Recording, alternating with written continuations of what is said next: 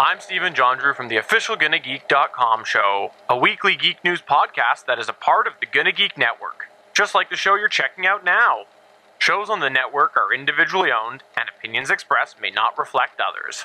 Find other awesome geeky shows at GonnaGeekNetwork.com. Stand by for a brand new episode of All Things Good and Nerdy.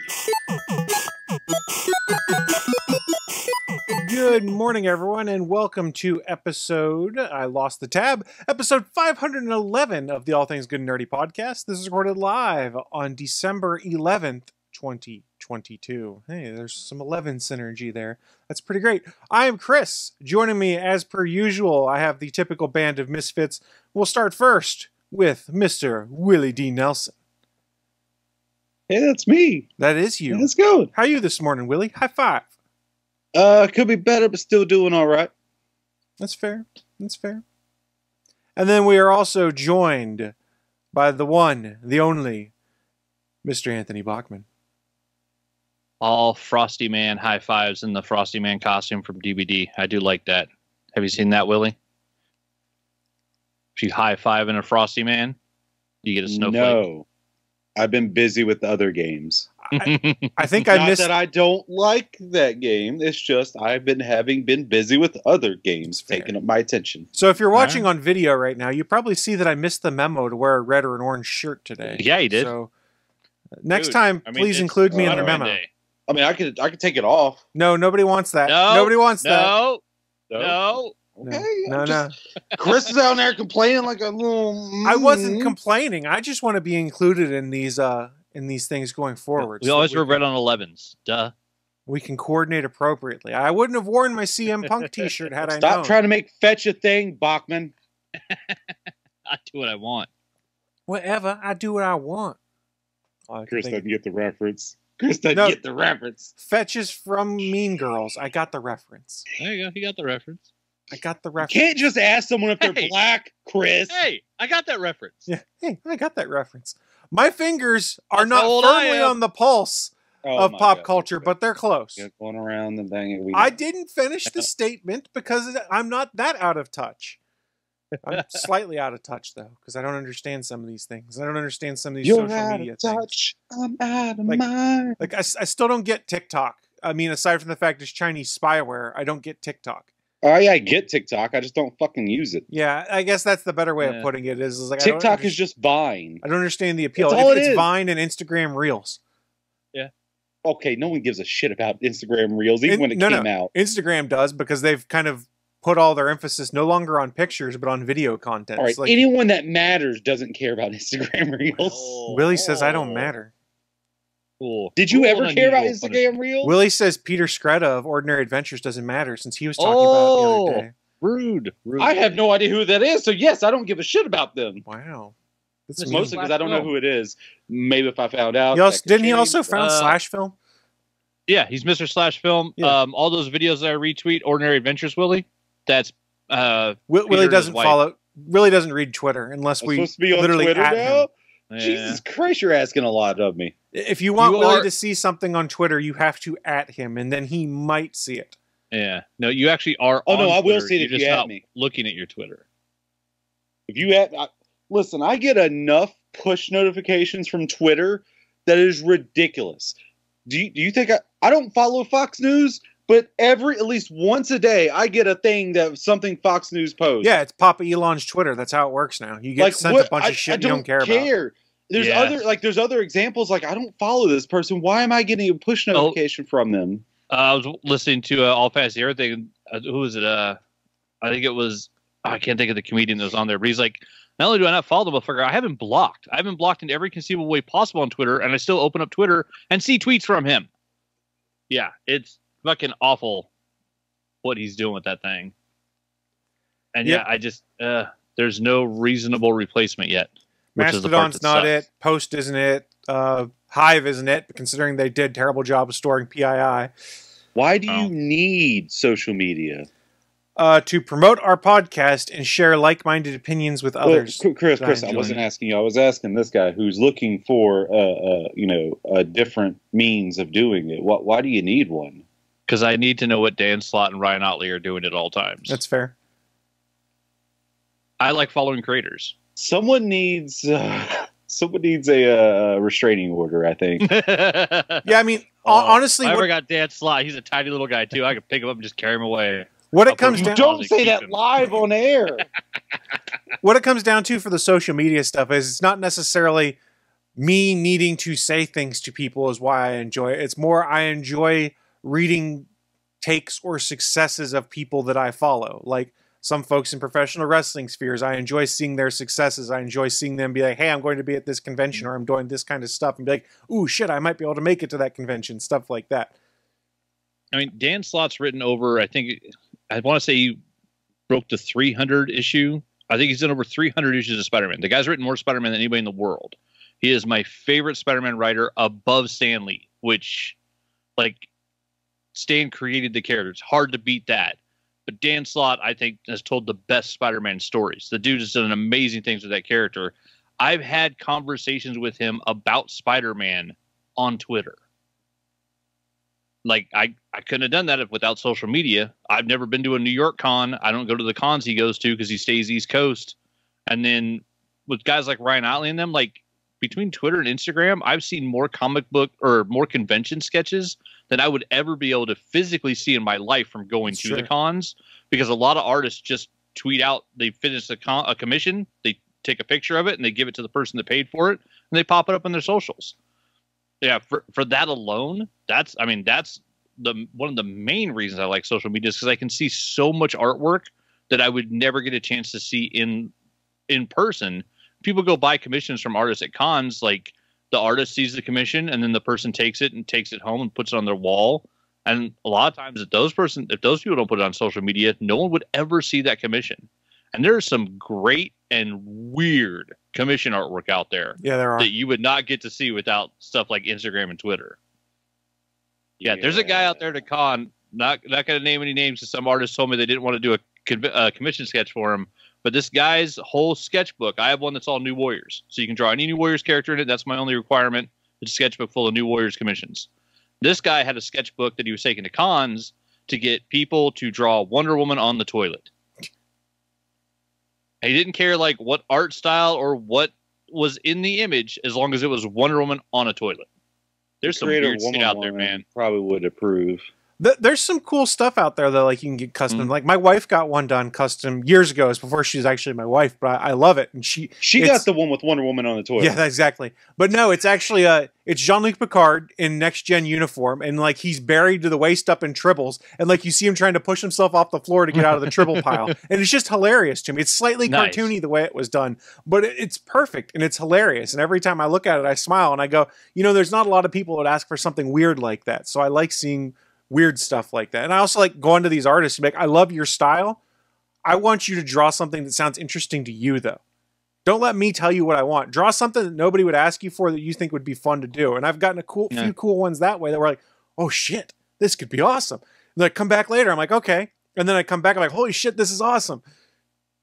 I still love one of my favorite sketches I ever got is the very first one I got in my New Warriors sketchbook. It's a convention sketchbook. And the first person I took it to was Derek Robertson, who did Transmetropolitan and The Boys. And for a while there, I think he worked on the New Warriors for maybe like 4 or 5 years. And so when he worked on New Warriors, he wasn't a huge name yet. But me being a New Warriors fan, I know all the artists that worked on that book. And so when I came up to him and I was like, I'm starting a convention sketchbook. I would like to get it started with New Warriors.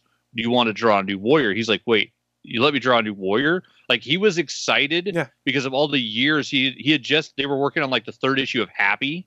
So all the guy drew was like ultra violent, bloody, murder stuff, which he's great at. The guy drew The Boys. He draws ultra violence amazingly well, but he was so happy to sit and draw just like a torso sketch of Speedball because it didn't have any blood or guts or anything in it.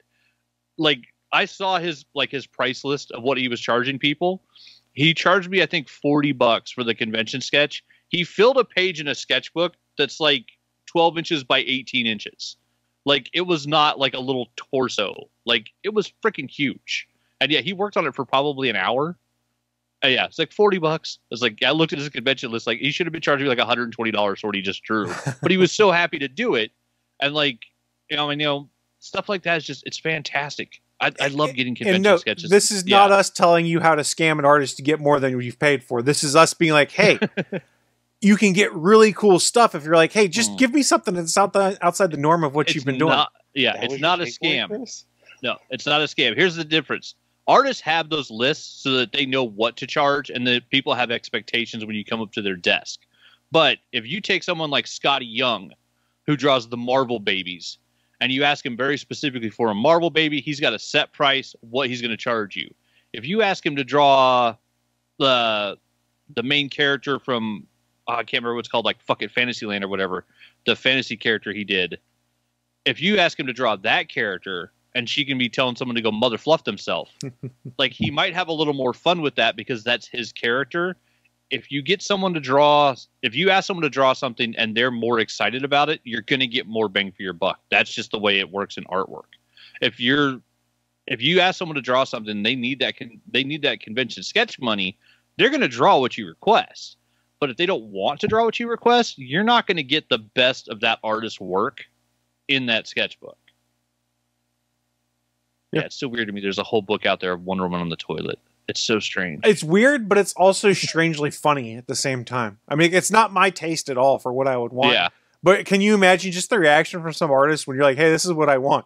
They're like, the hell? Well, and plus the fun part is, I mean, whenever they're handing that sketchbook to someone, they get to flip through and look at the other convention sketches too. Yeah. Like that's the thing now with my book. Like I think Scotty Young is the only big New Warriors artist that I haven't got in my New Warriors book. But like I've got some really good artists in there. I got Steve Lieber in there who created he turned Speedball into Penance. He was the one who designed the Penance character. I got a Penance sketch from him. I got Ryan Otley did Microbe and made him look like a badass, which is hilarious because in the comic the joke was that he's this kind of overweight character who's like the least superhero looking of any New Warrior ever, and he actually controls microbes, and so like he sends germs at people. And like Ryan Otley made him look like a guy that was like, going to kick your ass in a bar fight because he's Ryan Otley and that's what he does. And so it was hilarious what he did with them.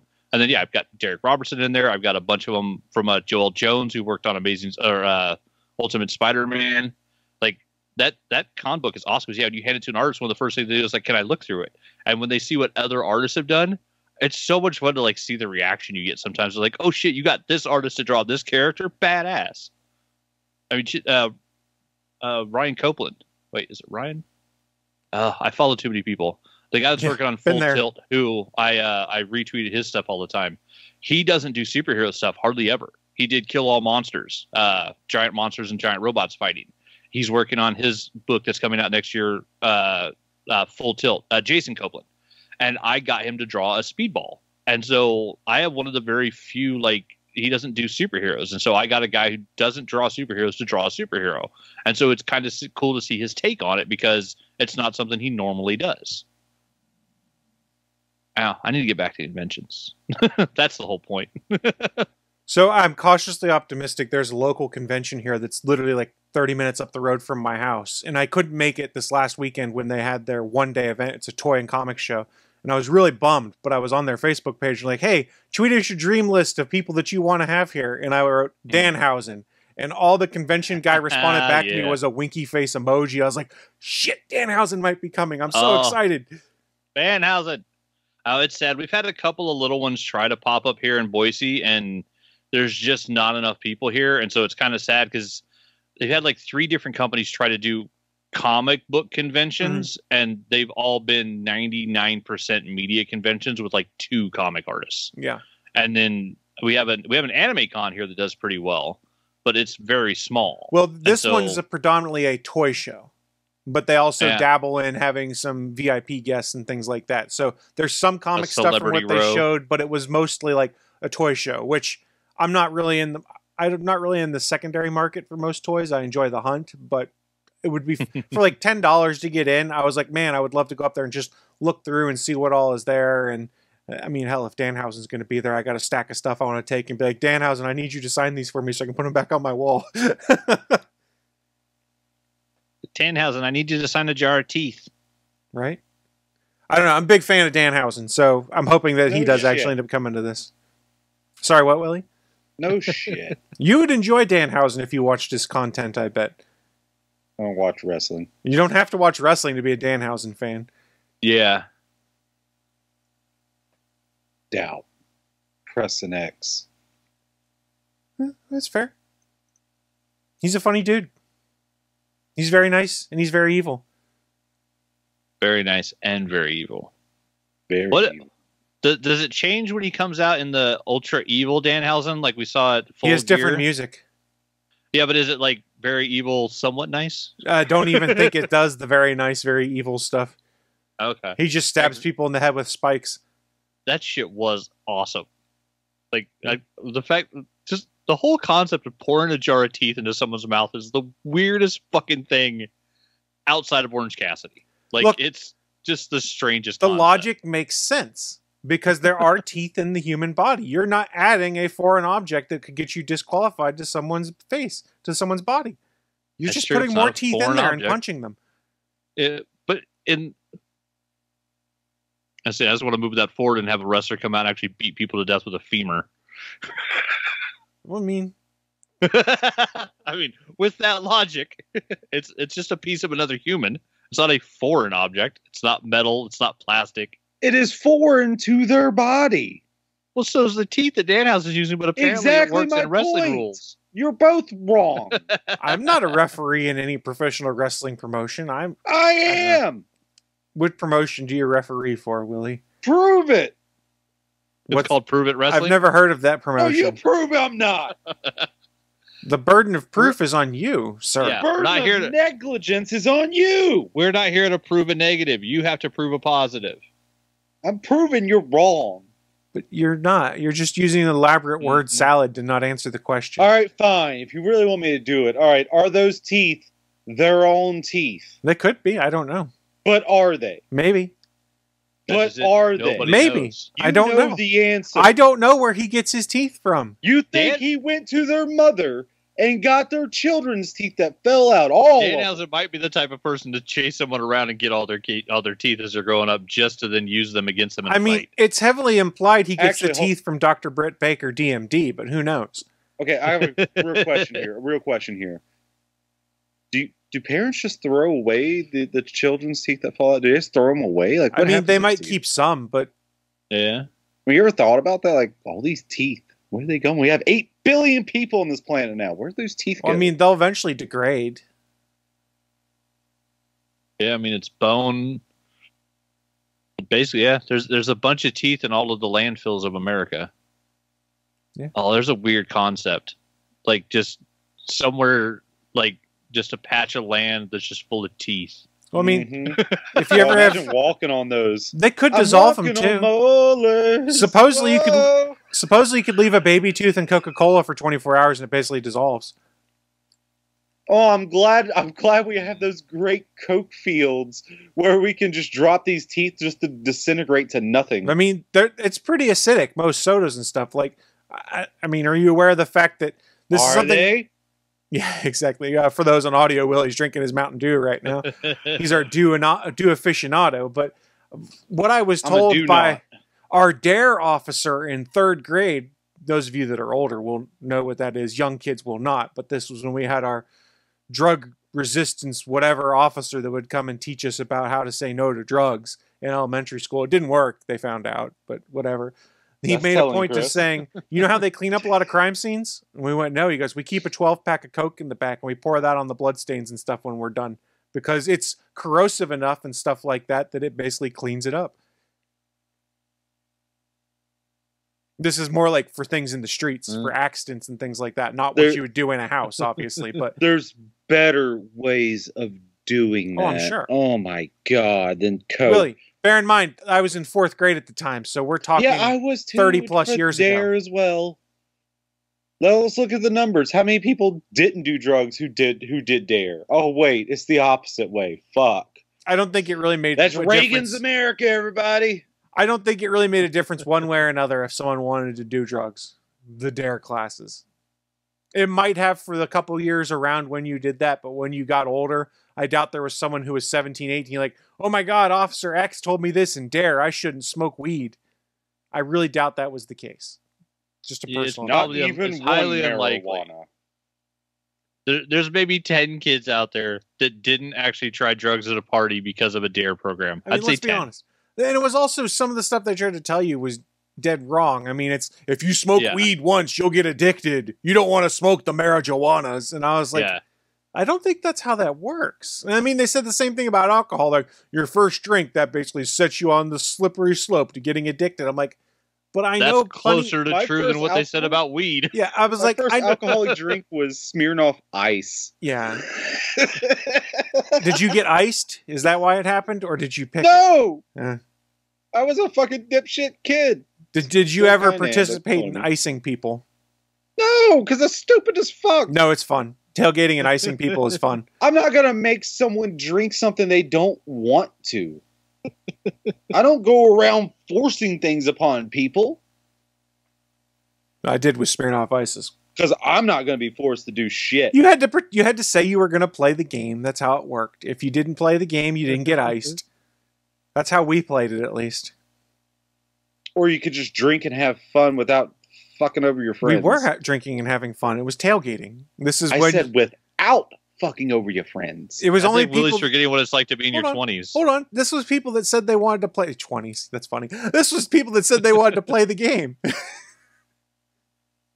I would say 20s is when it's the specific time where it's not only do you want to drink, but you want to fuck over your friends while drinking. Let me clarify. I went to a party school, so you can probably read between the lines there. Chris went to a fall down college. I graduated with a 3.25 when I was all said and done. Plenty good enough for me. I graduated.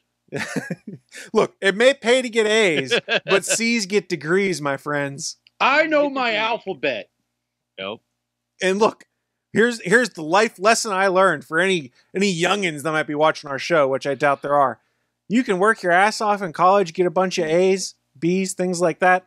That'll help you for your first job, post-college. For your second job, no one cares what your GPA was at college. They just look to see your work experience. Yeah. And if you have a college degree. And if you have a college degree. You can drop the GPA off your resume and no one's going to care. They just want to know if you have a degree or not, and they might ask for you to get a copy of the transcripts at this point in time. Most employers, after that first gig, don't care what your GPA was in college. But what about your permanent record?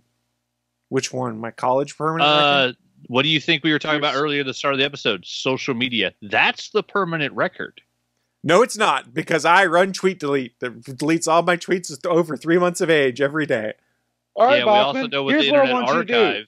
I want you to go to my MySpace and to judge me from that. Are you friends with Tom still? Who isn't? I don't know. I never had a MySpace, so I was not friends with Tom. Let's see. Can I go look at your MySpace without having to log into my account is the question. Willie, what is your account name on MySpace? South Porky? I don't fucking remember. Maybe it's Willie Nelson. Good luck.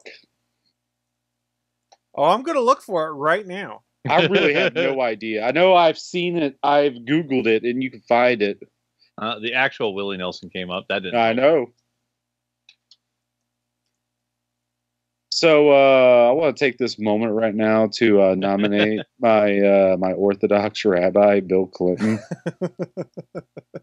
We got to talk a little bit about that because that was some weird shit. Would you like to talk about the Game Awards and what happened there? I mean, since no one's going to be talking about it later, might as well do it right now. Why don't we transition into the news of the week and then talk about it? There we go. Whose news is it? Live from the ATGN studios on the internet, it's the news of the week.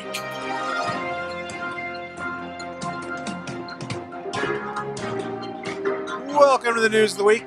It's that part of the show where we run down what is in our minds some of the most interesting geeky or nerdy news to have popped up here in the last week or so.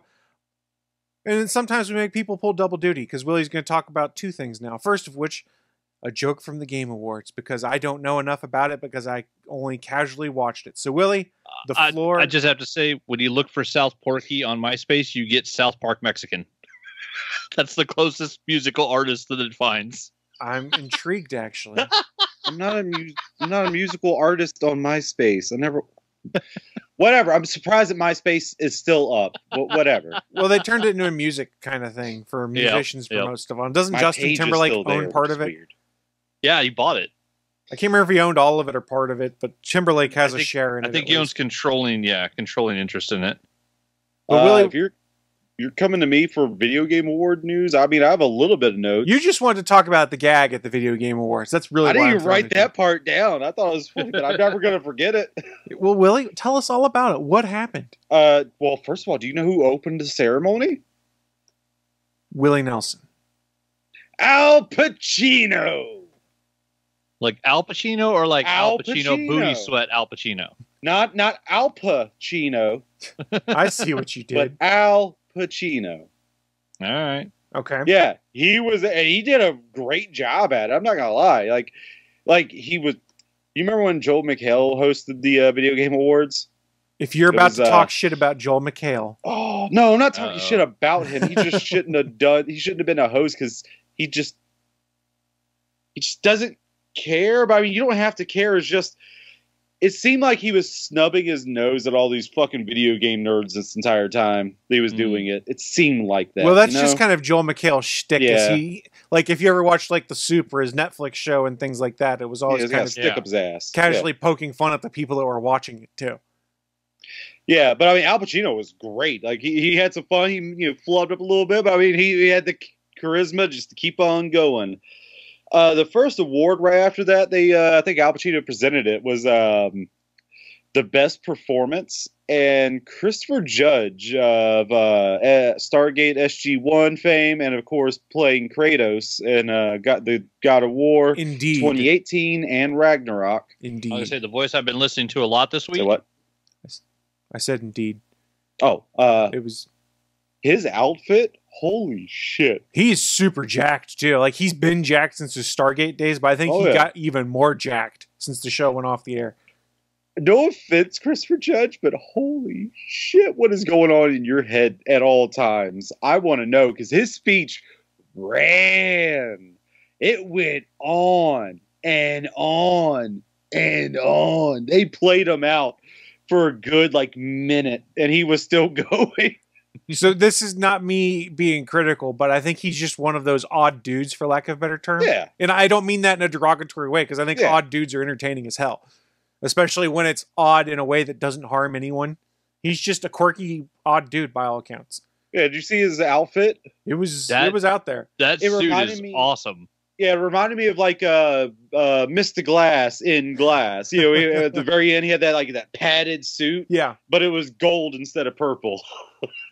It looked like it had a bunch of quilted little puffs on it. It was weird.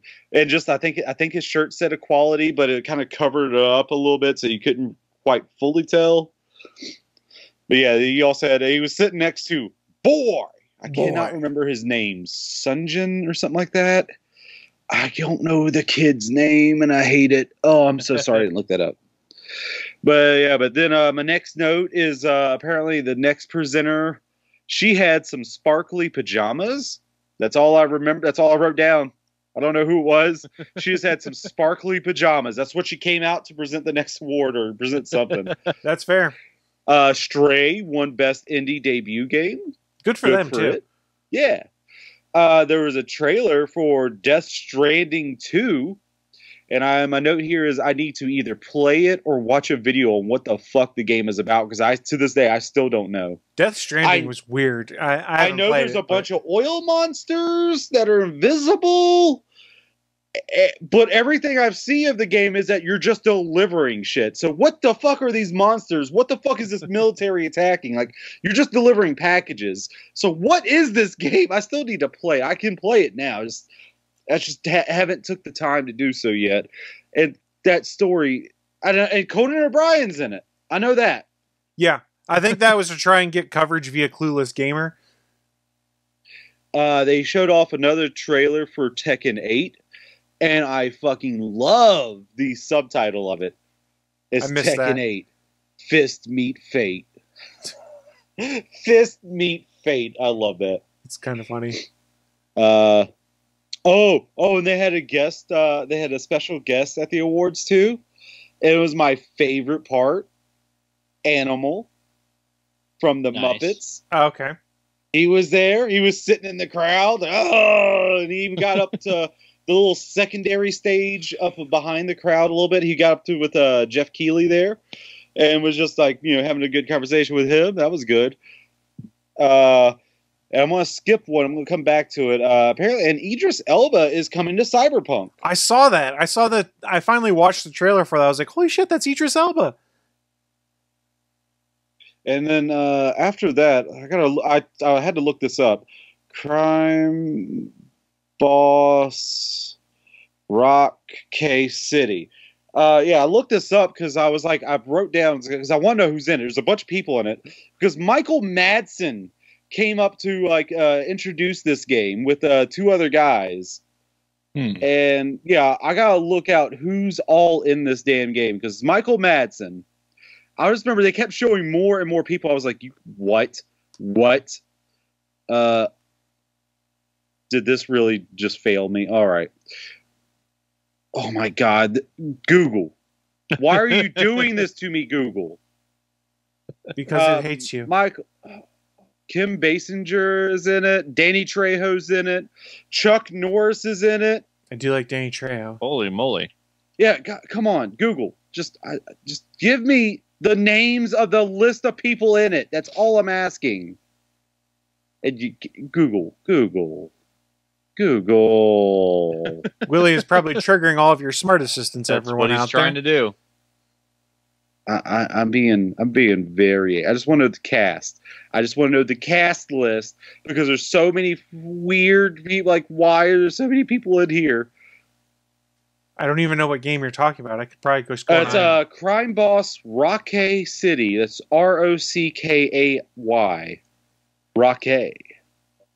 Yeah, Chuck Norris, Danny Trejo. Oh yeah, and Vanilla Ice is also in it. What? Van Winkle? Yep, Rob Van Winkle. I don't even know what this game is supposed to be. I have zero idea. Danny Glover's also in it. Nice. Like, look up the trailer for this from the Video Game Awards. It looks crazy. Like, I don't even know what this. Don't even know what the game is. What it plays like. It's just called Crime Boss Rockay City.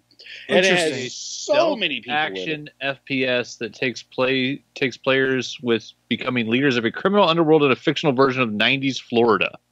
So you get to play Florida Man. So Vice City 10 years later. Vice City Florida Man.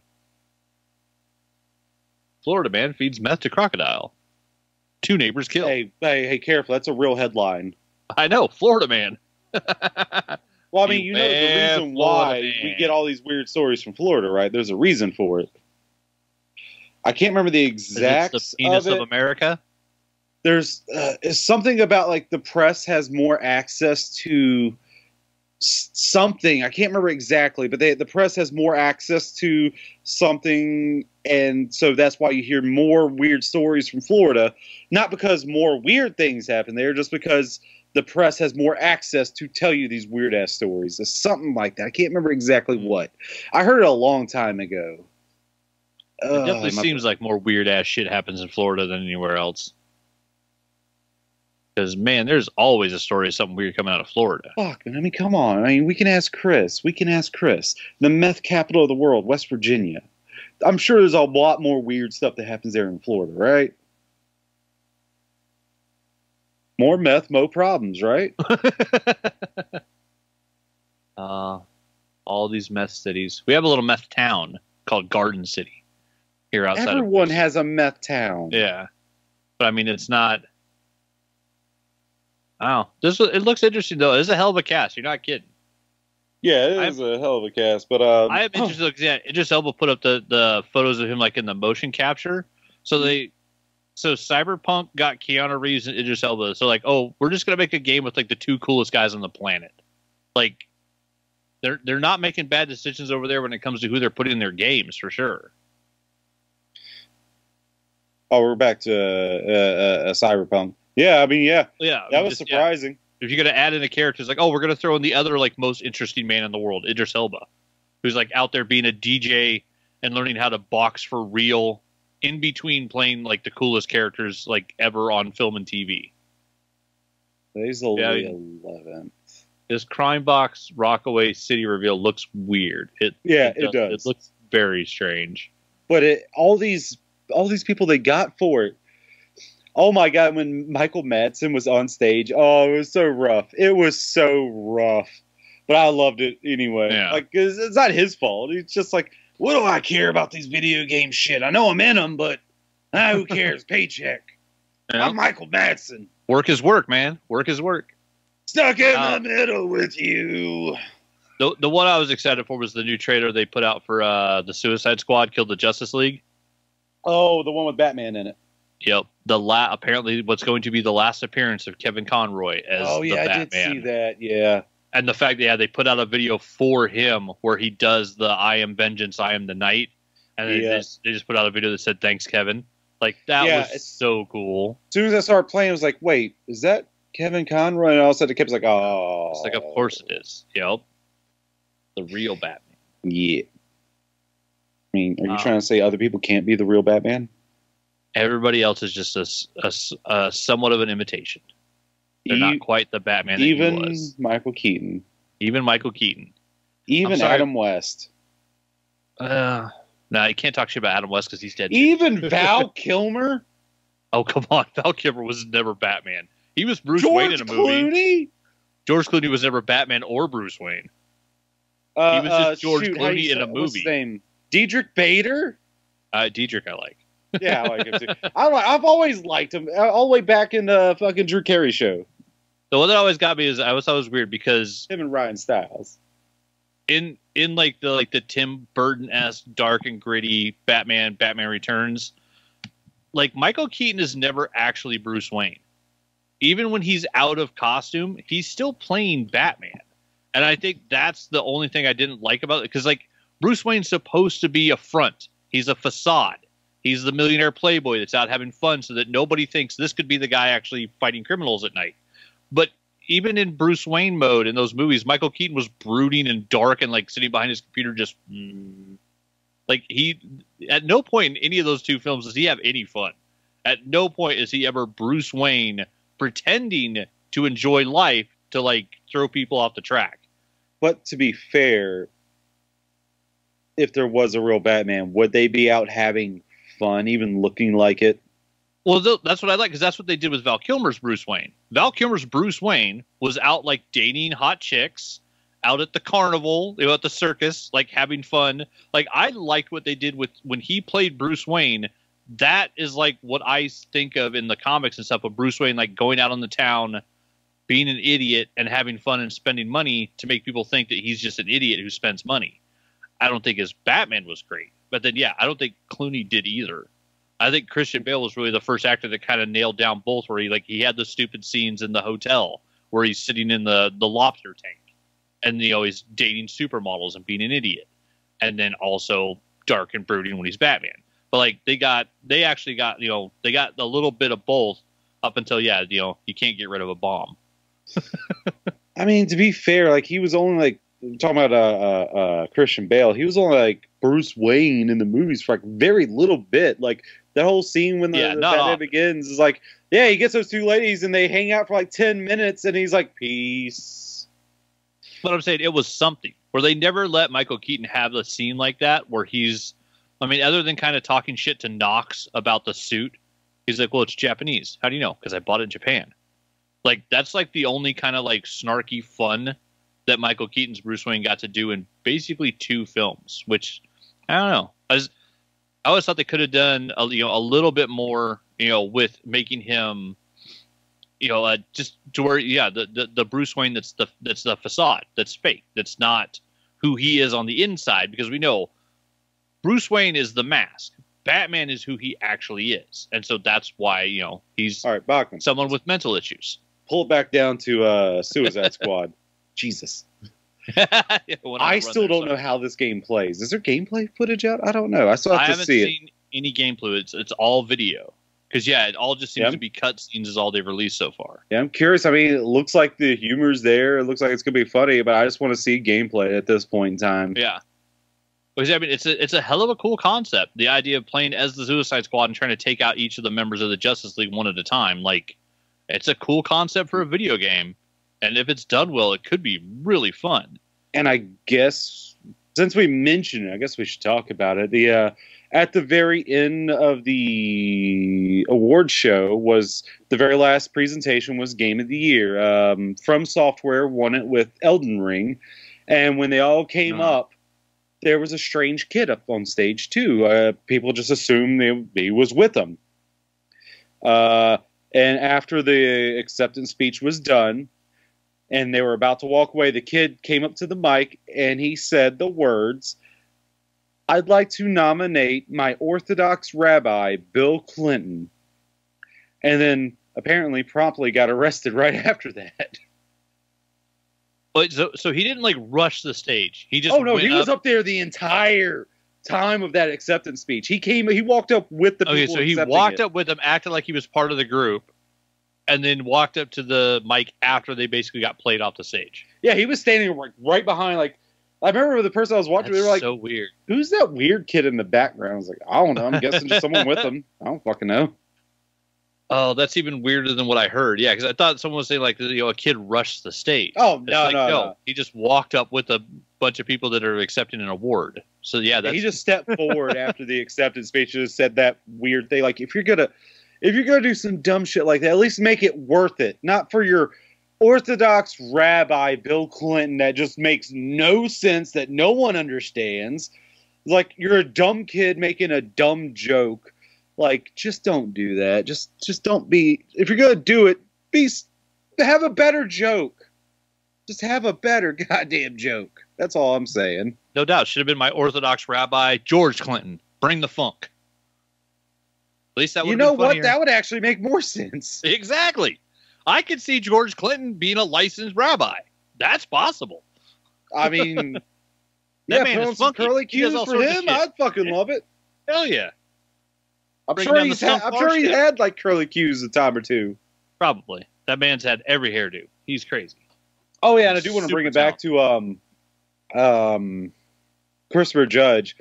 Like I said, he was in an entire gold suit. I think his hair was even colored gold too. Oh wow. Like he would have made the family who created Soul Glow jealous from Coming to America. Wow. That's wet. And I love that entire look. That's a lot of wet. I was like, yeah. I don't know if I would want to hang out with him because he seems a little too weird for my taste. But goddamn, I love that he exists. All right. And since Chris threw it over to me for news, I do have a bit of a review actually of Midnight Suns. Sorry about last week. No. I was literally having a headache all week that lasted and lasted. I'm glad it's just gone. That pressure is gone. But I come to you today with some insight into Midnight Suns. So what is Midnight Suns? Marvel's Midnight Suns is a tactics card game made by the same people who made XCOM. You start out by creating a custom character. In battles, each character brings 8 cards of your customization of leveling up and rarity based on the missions you go on the previous day. That's right, you heard right. There is a day-night cycle to this game. Not like, if you wait 20 minutes, it's now nighttime. No, pretty much you start by going around the Abbey of your, like, the hub little area. You go around upgrading your abilities, getting new cards, and sparring with the character to up their stats. And then after all that, after you do a lot of that, there's also a lot of exploring around the Abbey grounds you can do if you so choose. It helps you get better stuff. Gives you you find chests with what is it? Color, what are they called? Reskins. That's the word. That my brain was just reskin for recolors of the outfits, which are not bad because a lot of times they actually take the effort to. It's not just this color is now this color, and it's not late. Some of it is, but it's just it's a little more involved. There's more costumes that you can get. All right. But anyway, yeah, there's a day-night cycle going on. It's really for that. And then pretty much you go do a mission, and then when you come back from the mission, it's now the night cycle. So that's how you do it. You start out the day by going upgrading everything, choosing a mission, and then when you come back, and then the night cycle, that's when you can go hang out with one of the other heroes and build up the friendship meter. And so can you only do one mission at a time before you come back, and then it becomes the night cycle again? Yeah, pretty much. Okay, so it's just one and done, and then you repeat. You go to another mission, okay.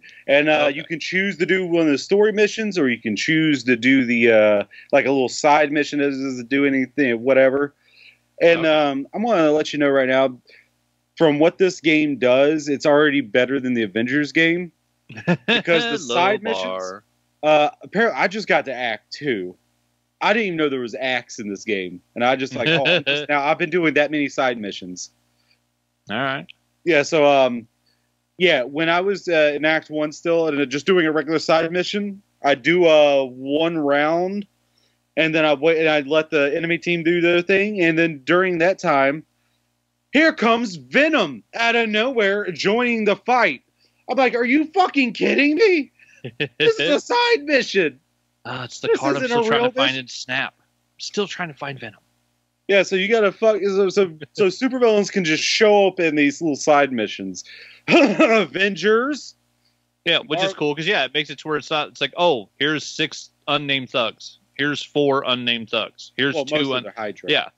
But I'm saying, like, if you're doing that over and over and over again, that gets really boring. If Venom can randomly show up, that throws a twist in it that makes it much better. Oh yeah, and it doesn't happen every time, but it does happen. All right. And like I said, you come back on the night cycle and you can hang out and build your friendship levels with the other heroes. And like I said last week, I went fishing with Blade and it was goddamn amazing. I don't know. I went stargazing with Peter Parker. That's amazing. I had a deep there. I watched a movie with Robbie Reyes. It was great. Was he complaining about his little brother the whole time? No, he only talks lovingly of his little brother. Okay. Yeah. Even what's her last name? Nico Minero? How do you say that? Oh yeah, from the Runaways. Yeah, the Runaways. She's there. I fucking love snap. her in there. Oh, she's in the Midnight Suns? Yeah, well, at least in this version of it. I don't know much of the comics of the Midnight Sun, so if you know more, definitely put that more in there. I don't know if she's just in there for the game because she fits the motif. If I remember correctly, the original Midnight Suns were Blade. He's there. Johnny Blaze, the OG Ghost Rider. He shows up, but not as a character for you there. And then the comic book version of the character that Ryan Reynolds played, Hannibal King, where in the movie he was kind of a mix of 2 characters. In the comics, it was just, I think, a vampire that hunted vampires, but he was a full-blown vampire. He had all of their powers. I think those were the original 3 or 4 characters that got together as the Midnight Suns, and then it kind of became a catch-all. And wasn't it SONS Sons? Yes. At first? Yes. Yeah. It was SONS because they were the Sons of Midnight, and it was originally it was basically like a version of the Dark Stalkers. The Night Stalkers became the Midnight Suns. It was anybody that got together a group of supernaturals to fight evil supernatural stuff in the Marvel universe, and so the cast became interchangeable. And all of a sudden, 10, 15 isn't that people. What the Dark Justice League is like the magic users? Kind of, yeah. Yeah, it's kind of the Justice League Dark is kind of DC's version almost of the Midnight Suns. I knew it was because the Midnight Suns, it was always about taking on supernatural threats in the Marvel universe. Yeah, let's see here. All right, the combat is set up where you have different objectives for the win condition. Like, it could be just eliminate all enemies. It could be capture that guy. It takes place in a little map, and everything's in a 3D world. But you use attacks with cards. When you start out with the deck, your hand in your deck, you can only play 3 cards for a turn. There are ways around that. Such as if a card has quick in it, like as a modifier, what Quick does, if you KO an enemy, you get that card play refunded back to you, so you can pull it. So it's like you didn't even play it. Nice. And the enemies, it's a mixed bag. Some of them have life bars, and some of them just show the icon of who they're attacking next. The people who don't have life bars go down in one hit regardless of anything. So if you have a quick attack and you attack them, they're instantly KO'd. You get your card play refunded back. Now, can you use that? Do you get the same card back? So, like, you could quick attack something like three people in a row? So when I say that, just the card play, like it acts like you never played it, but the card does. But you do use the card. But you use the card. Okay. Yeah. So you wouldn't be able to hit someone, get that same card back, and hit it the next person, and do it's like three in a row. Think of like a counter. Your card plays. You play one with quick, it goes away. But if it KOs, your card's still used, but that card play comes back up. Yeah. So if you had 3 quick play cards in your hand, you could go whack, whack, whack and take out 3 people. And you still have 3 card plays left. Okay. Well, and if you KO, but it depends on what's in your hand as the player. Yeah. Like I said, you have some cards. The more powerful cards cost heroism, and you build heroism with other cards. Pretty much, if they don't cost heroism, you pretty much gain heroism by playing them. They are a little bit weaker. Like the heroism cards do pack a lot of punch, especially like your superhero special moves. Kind of, yeah. They're just like beefed up stuff. That's pretty much. Most of the time, you're the ones with quick and everything, the ones that don't cost heroism but do gain it for you, or Blade has a card called Make It Bleed, where you draw 3 more, or you draw 2 Blade attack cards, or just 2 Blade cards. And it also applies bleed to your next couple of attacks with Blade in particular. But that does use up a card play to use that card. So it is like a little give and take. And like I said, there's different objectives. Like you could be protecting an object that you're trying to steal from Hydra, and they're trying to destroy it so you can't take it.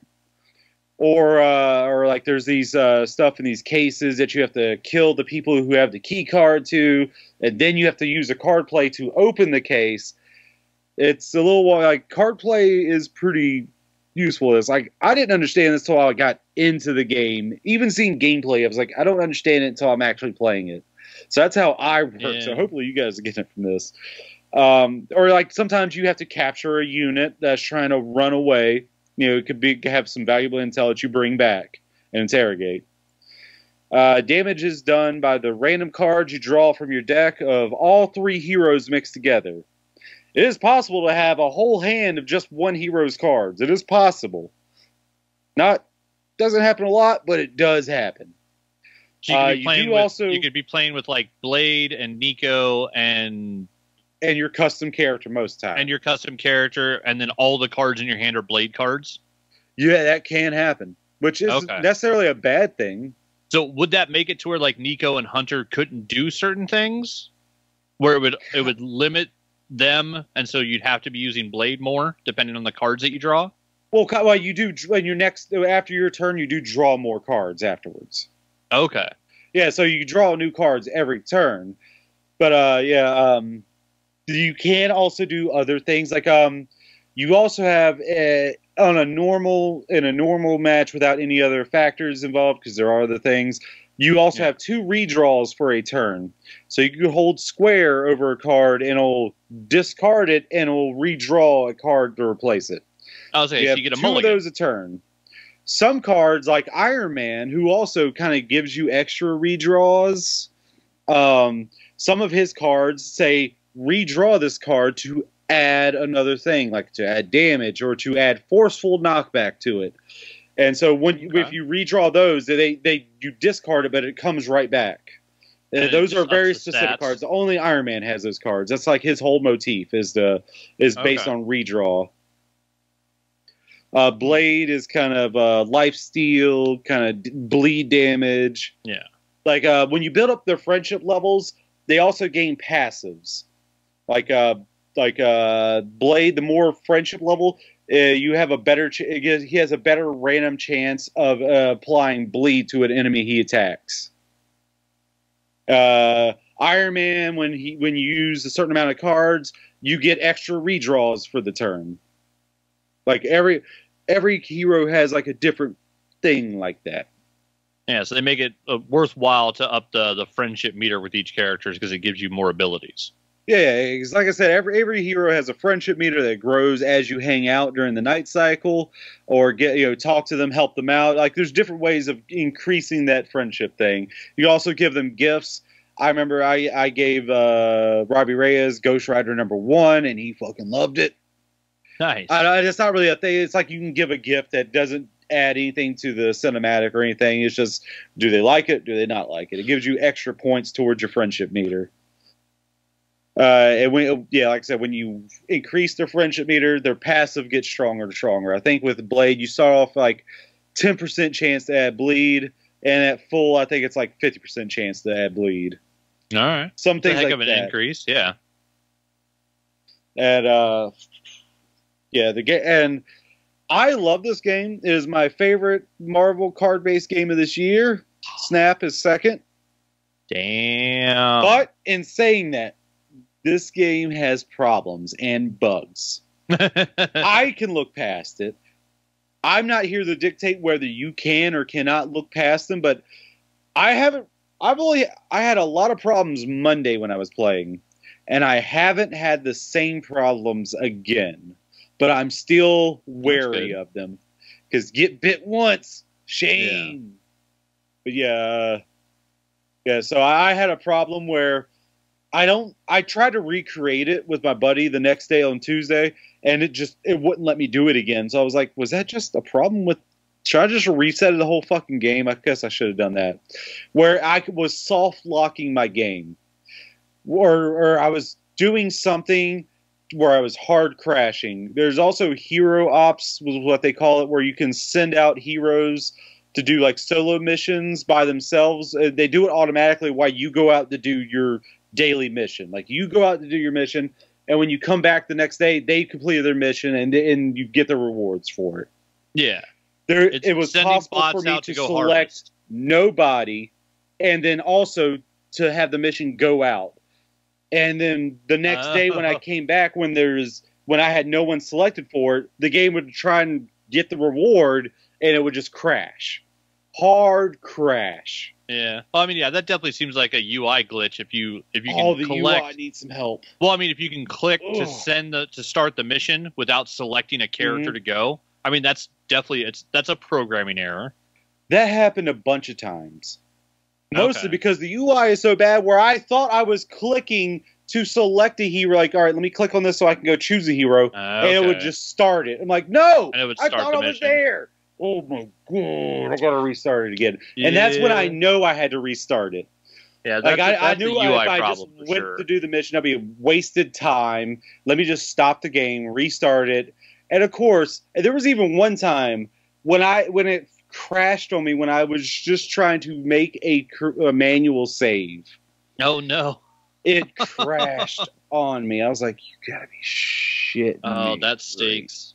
Yeah, stuff like that's awful. But I mean, also, the game just released. What day did it come out? Friday. It's been like a week and a half since that game came out. Or Friday before last, not the one a couple days ago, but the one before the Friday before that. Less than 10 days, basically. A week and change. Yes, I mean, yeah, that's early. That's early on for a game. So I mean, yeah. No. I'm not going to let it go for that because this game was also delayed for 8 months. And it was also made to being next-gen consoles only when it originally wasn't supposed to be multi-platform, multi-generation. Yeah.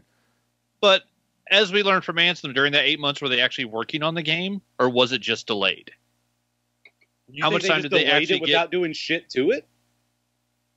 That doesn't make any sense. I wouldn't put it past I know. You might have a That's point. what BioWare did with Anthem. What is the ideal for that?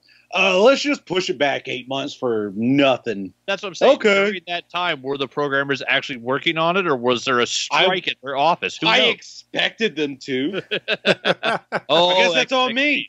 Yeah, Eggs on my face. We're expecting them to work on a game. I would say, yeah, a week out, like, because it's, no matter how much testing you do, no matter how much beta you do, once you actually get, a couple 100,000 people playing your game, you're going to get all the reports of every issue that your bug team wasn't able to find. And so, as long as they have they done, how many patches have they had? There's one. I think I'd seen I think something just on. one. Just one? I See, think. that's I not haven't too bad. But also, I seen- mean, as long as they're patching it week 1, that means they're paying attention. They're hopefully reading bug reports. They're getting info back from players and then making fixes. I'm As long trying as to they remember do if I that, that's ever not did bad. see where it did say it's happening. I don't remember. Maybe one. But even still, like you delayed the game for 8 months.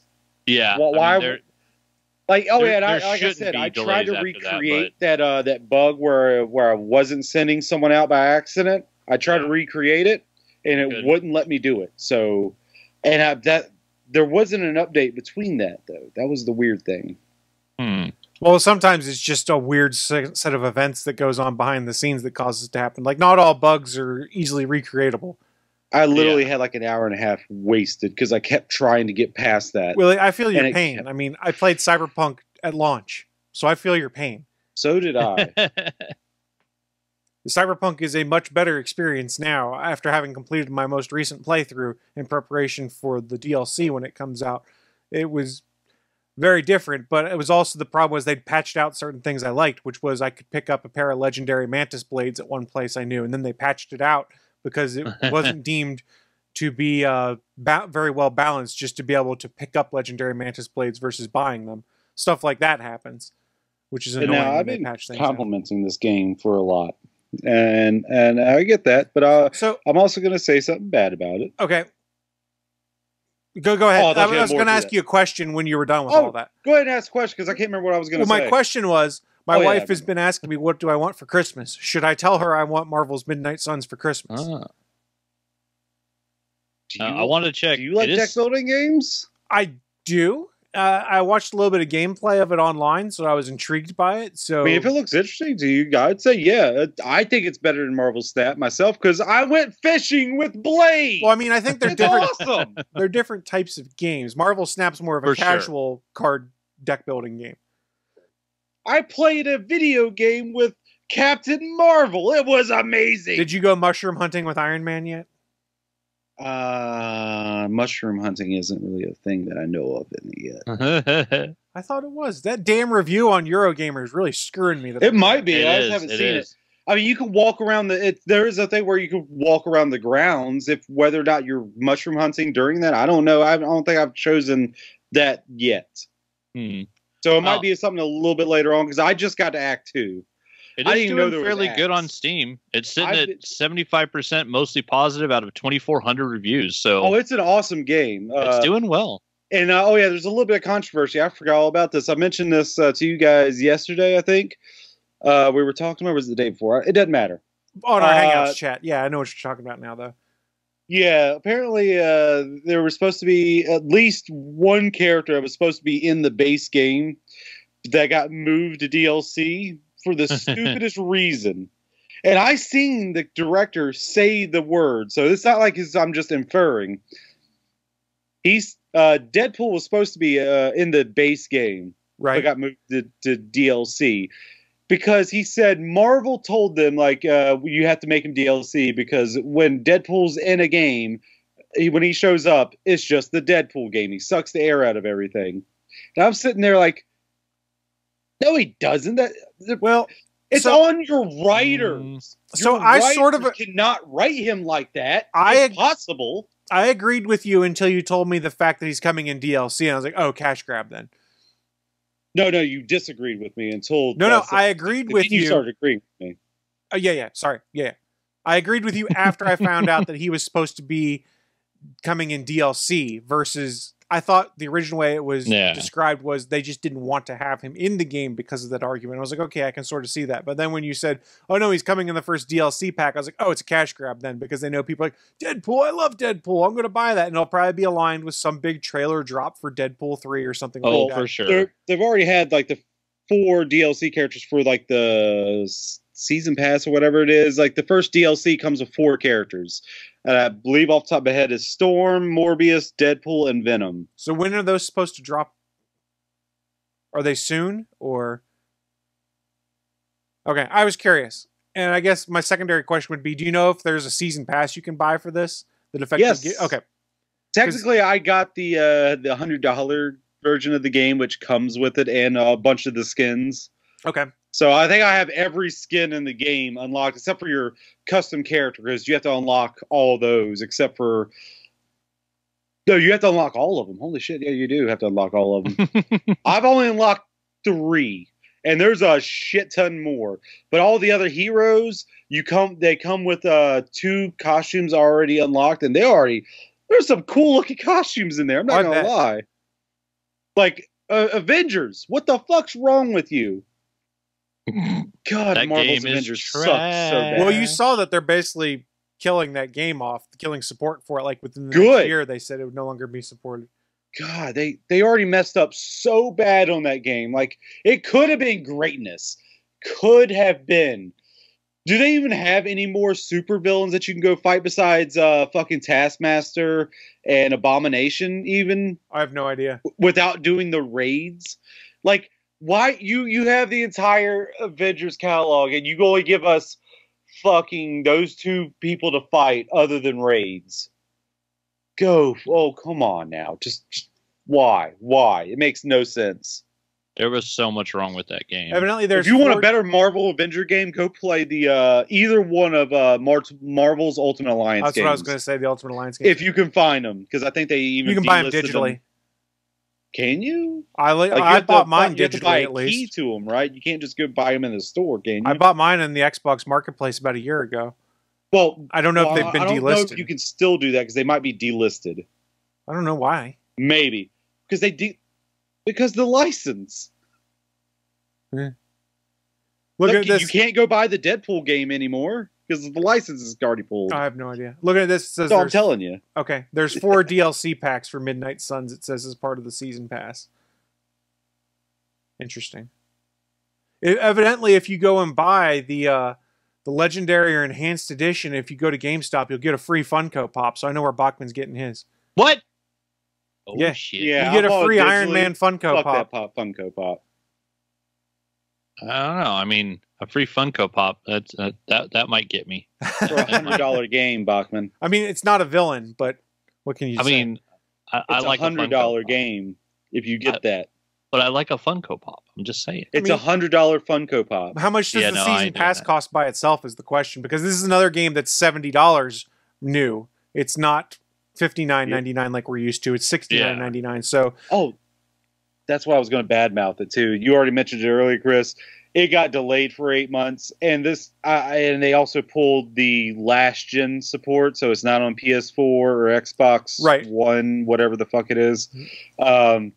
Which makes 0 sense to me because there's nothing graphically advanced about this game. it didn't look like it. Nothing. Like I right before this game, I was playing God of War Ragnarok, which isn't really technically a PS5 game. It's just an upgraded PS4 game that just runs a little bit better on PS5. It's a It prettier wasn't looking. made for PS5. Yeah, it just looks pretty. And it looks pretty everywhere. You don't walk through a door frame without it being carved and etched and ornate. Yeah, it is Like everything. pretty. That rot looks amazing. And you go to Marvel's Midnight Suns, like, oh. I mean, it's not bad. It's just like compared to God of War Ragnarok, which is a monumental looking game. Like, it's not done bad. It's just, like, why is this game not on the previous gen? There's no reason graphically it can't be played. There's a on it. reason. They're lazy. Yeah. I'm not going to call people lazy there. I don't know what goes into it. Because the more systems you try to put a game on, the more programming it takes. And so if you just say, hey, we're doing next gen and that's it, then you're building it for one PlayStation Current and gen. one PlayStation, one Xbox, and then your PC, and that's it. So you're only making 3 versions of the game instead of making 5 or 6 or 10, depending on, when sometimes a game launches and it's going out on phones and tablets and PCs and Xbox and PlayStation and Nintendo. Sometimes they're making 10 versions of a game. Well, I think part of their Yeah, thought might have been is that there's enough people that have next gen consoles now that then they wouldn't have to worry about having to maintain it. I don't necessarily agree with that argument.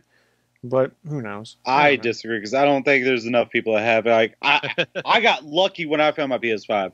I got supremely lucky. Willie, at this point, if you want to get a PlayStation 5, it's pretty easy. Yeah, I but get if you want fine. to I pay, guess I got it very luckily at the very end. You of did. When it's fucking hard Willie, to find. you actually did. You were Fuck at the me, I guess. no, thank you. But you were at the very end of the difficult period You're of not finding. lucky enough. That's fair. well, and you can find them now, but you don't want to pay the price for them right now because literally the one that just got delivered to my house from Walmart, that same one is now $400 more than it was when I ordered it like 3 weeks ago. Wait, what do you mean through Walmart? Yeah, I got my PS5 God of War edition from Isn't that Walmart. illegal? No, manufacturers suggested retail price. Dude, they've they been can selling it charge for price whatever they gouging, want. though. They've been Isn't selling that them for illegal? $560 on Walmart's website for the last 2 weeks. Yeah, but the God of War edition, when I looked at it when the day it was delivered, because I paid $458 for mine. When I looked back at their website, it was back up to over $650. Well, it retails for $550. There's the Walmart's weird his though. version. Walmart's weird Yeah. because their website will list third-party sellers and make it look like it's a first-party seller. So you can't always Yeah, 'cause trust they're- what you see on Walmart's website. They're doing that weird Amazon shit sometimes. But Yeah. yeah, no, it's weird because like they keep jacking the prices back up on those. But I mean, they're available now. They are available. I did get one. I mean, I could have gotten one multiple times at both Target and GameStop. The last time I stepped on my local GameStop, they had 20 of them. Willie, you okay Yeah, there? I've still never seen one in the wild, but I got one on my underneath my TV now, so I'm happy. Yeah, it's a fucking big ass console too. Right? It's a beast. Do you have It's yours a beast. upright or on its side? Mine's laying down on its side because Yeah. it doesn't fit underneath my TV. I had to Well, I put did- mine upright so that I'd have the right airflow because I did have a I Wait, did you have got a PS5? no, my Xbox. Sorry, Oh, no, those Xboxes are a lot smaller. I've seen them both. they're not as tall in person. That's correct. Yeah, those things are like. I was surprised at how small the Xboxes were. Like, oh, that's fucking awesome. Well, see, But Willie, they I fit think all you that just in there. That's Willie, nice. you should just get a Series S now, and you can have the best of both worlds. They've had the Series S down to like $200 on sale. I'm sorry, I watched the Video Game Awards. I can just get a Samsung TV of 2021 or 2022 model. You're And not I wrong. can just get the Game Pass on it and just have a controller. You're not wrong, and it actually works really well. You can also play Yeah, it it on your looks phone like that it. way too, or on a tablet. So I don't need an Xbox to play Xbox games. You need an Xbox to play games that aren't part of the streaming service, but most of those are probably Oh, also yeah. on PlayStation 5. All right. Yeah, all first parties are on there, aren't they? All first parties are on there. That is correct. Yeah, on the On the Game Pass. Game Pass. Yes, Yeah. sorry, that's And what it some of them have touch controls enabled for cell phones, so you don't even need to connect a controller to it. It actually works pretty well. Like Vampire Survivors, for instance, has touch controls on the phone itself, so you don't even have to connect a controller to it. You can just play via the touch controls. And Vampire Survivors, you don't need complicated buttons, so it makes it pretty easy. But I think even Gears of War 5, they did on-screen controls. I'm not sure how that one works, but Hmm. yeah, that was my thought too. Well, Willie, I think I might end up getting Midnight Suns for Christmas, and so I mean, Thank you. it's fun if you like that style of gameplay. I'll definitely look it up. See, like, oh yeah, like I played Slay the Spire, Rogue Book, and all that. I love deck building games. This did is you play? not exactly like those. Did you but play it's Bite and close. Kaidos on the GameCube? No, but I know of it. I wasn't really into card building or deck building games back then. I know that was something of that, It's fun. and I still have yet to go back and look at gameplay of what it looked like. I do remember it though. Though, good luck finding a copy for cheap nowadays, evidently, because I guess it was short printed and I didn't realize it. So people are like, "Yeah, it's hard to find." I haven't looked it up myself, so I don't know that for a fact. But Old games are who knows? old. I'm not going back and playing it. I like the nostalgia of touching some of those. I still have my GameCube. I just need to pull it out of storage and hook it up to something if I wanted. Oh, cool! I want to play Mario Brothers, like the original Super Mario Bros. Oh, I played it for 2 minutes. I got it. I don't need to play it anymore. Yeah, but I wouldn't mind going back and playing like Rogue Squadron and stuff like that on the N64 or the GameCube. Those are fun games. They Willie's- were fun Willie's games. just shitting all over things right now. I see how it is. Old The games stack are of- old. The stack of PS3 games that I have over in this drawer is ridiculous. All right, I'm going to power through my news real quick. I apologize for stepping away. I had something that came up, so I'll So make we mine already quick. went through Midnight Suns and Game Awards. Go on. All right, so quick news here. I don't know if you guys had seen this week, but there was news that came out that Patty Jenkins and her treatment for Wonder Woman 3 no longer happening. What? The Let original me shed this tear. The original story that Hollywood Reporter put out made it seem like it was more of a James Gunn, Peter Safran decision. James Gunn had come out on Twitter and said, there's a lot more to this story than you guys are hearing. And then the next day, there were other sources that came out that basically said she delivered a script to DC. DC said, we don't really care for this script. It doesn't make sense. And gave her the option of redoing it or accepting some edits. And she basically said no and went home. And in fact, supposedly one of the reports says that she replied back to them with a link to the definition of character arc from Wikipedia back to them. So Wonder Woman, the third movie, not happening. Then now it sort of seems like Gal Gadot might not be coming back in the role either, because she sort of posted a tweet that kind of read as a farewell to the role and saying she was excited for other stuff that was coming up. I mean, I hope it wasn't because of Patty Jenkins. Well, she and Patty Jenkins kind of hitched their wagon together on this stuff. Yeah. Did Gal Gadot not watch Wonder Woman 84? Did she not watch it? Not, since she was in it.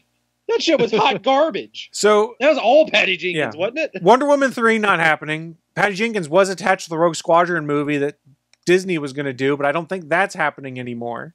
So I'm not sure what her next project is. She'll get some other project. She's a talented filmmaker, but it's kind of interesting. Oh, for sure. There's been a lot of moving and shaking at DC, and then the one that really bummed me out, that it's been reported, but I haven't seen official confirmation, but multiple places are reporting this story, is that there was going to be another Batman movie featuring Michael Keaton as Batman, but it was going to be Batman Beyond. That supposedly Gunn and Safran have now canned that movie. It was going to happen, and I'm really bummed, because I've been begging for a Batman Beyond movie for 15 plus years at this point in time. Still not. I mean, it's not like it never will happen. Yes, It's not happening right this second. Well, DC canned the Blue Beetle movie, and that was the first thing that James Gunn turned around on. So, but when they see that is this current leadership that brought that back after it was canned by previous leadership. Yeah, so we There's might get a Batman Beyond movie in the future. It just may not be the one that they were currently working on. That's true. I mean, the other thing to consider, though, is Michael Keaton's like, I've just done how many different things for you guys that you guys have canceled or have been signed on to do, so you may not get He's got to be pissed at him. Like, well, yeah. You know he who else played might Batman 4 times and none of it saw the screen. You know who else might be pissed, and that's Henry Cavill, because supposedly now Man of Steel 2 is no longer happening, if you believe what's been reported out there. What? Yeah. What? So Man of Steel is the best Superman movie of all time. Oh God. Shut up. We're not doing this. So Henry Cavill and Dwayne "The Rock" Johnson made a big point of saying that he was back to play Superman, and now supposedly DC's not too keen to do a Man of Steel 2. And there's other rumors going around. Again, not all of this is confirmed, but have come out of this original Hollywood Reporter story that Jason Momoa may be done as Aquaman, but may be involved still being Lobo, which kind of makes sense. I mean, he looks a lot more like Lobo than Aquaman, I'll tell you that much. Let's distance ourselves from Amber Heard a little bit. Yeah, that sounds like a good idea. Let's just recast him as Lobo. Actually, yeah. So what it comes down to is there's a lot of moving and shaking coming out of Safran and Gunn putting together their plan for what's going to happen with DC over, say, I think next 10 years is what's been floated around. And if you believe the report that I saw, I think it was in a Hollywood Reporter, they're supposed to meet with the Warner CEO, David Zaslav, this week to pitch their 10-year plan or whatever it is to him for what they want to do with the characters. And assuming the CEO signs off on that, I assume we'll then start getting actual news trickled out about what this long-term plan is. It does, I mean, it's pretty confident. I am pretty confident in saying Wonder Woman 3 with Patty Jenkins is not happening based off of what we've seen here. It sounds like Gal Gadot is out. And well, yeah. I knew there was something else big coming. I went and checked her IMDb. She's in pre-production on a Cleopatra movie where she's playing Cleopatra. And interesting. Gal Gadot. And she's going to be in a Disney movie because in the new Snow White, Gal Gadot is playing the evil queen. So she's literally over there making Disney money now. So she doesn't need Wonder Woman. Yeah. I mean, she has that look. I'll give it to her. I mean, I remember them talking about it. It's like, oh, there's a new Snow White coming and Gal Gadot's in it. I was like, wait, what? Oh, she's playing the evil queen? Holy shit. Like, yeah, so she's making a Disney movie. Did you see any review of Wonder Woman 84 that was positive? Yes. A few. How many? Not a lot. But Yeah, no, Yeah, But- no, she's like Principal Skinner. No, it's the kids who are the it's problem. the kids who are wrong. Yeah. Yeah. But also, don't forget, just because we're not getting Man of Steel 2 doesn't mean we're not getting a Henry Cavill Superman movie. well, We're just not getting Man of Steel 2. presumably, however, the stuff that I was reading made it seem like that they didn't want him back as Superman to begin with, and it was only Dwayne Johnson Yeah. forcing it to happen there that made it happen, and it may not continue past that. Especially when you consider the fact that Black Adam didn't make nearly as much money as was projected. And then I'm going to actually True. sort of take a shot at The Rock here, is there was a lot of people poking at that, and he came out and gave a tweet. He's like, no, we're on pace to make $50 million. I'm like, I'm not really sure you should be responding to that, to be like, it's $50 million when you think of how much money went into post-production, pre-production, and advertising blitz and stuff like that. It Yeah, the probably marketing should have on been that. making more. Black Adam is an all right movie, but it makes no sense when you try and put it with Shazam. Like, those characters are tied together, and it makes no sense with it. It's weird. The movie I'm talking about. No, I'm tracking. I haven't seen it yet, and it Oh, I is see what you supposedly get. I available mean, yeah. for purchasing on streaming, so I may do that. Tone-wise, yeah. I see what you're saying there. Because, yeah, Yeah, it's the movie does have some issues where it's trying to like be like it. Some parts it feels like Steel from the '90s, oh, ouch. Oh my! like where like the Ouch. kid Ouch. is in it, Ouch. like all right, All right, I guess now this you're hitting below kid's the here belt, and man. he's Now you're hitting skateboarding below the around, belt. doing skateboardy kid things, Uh, being a little snot.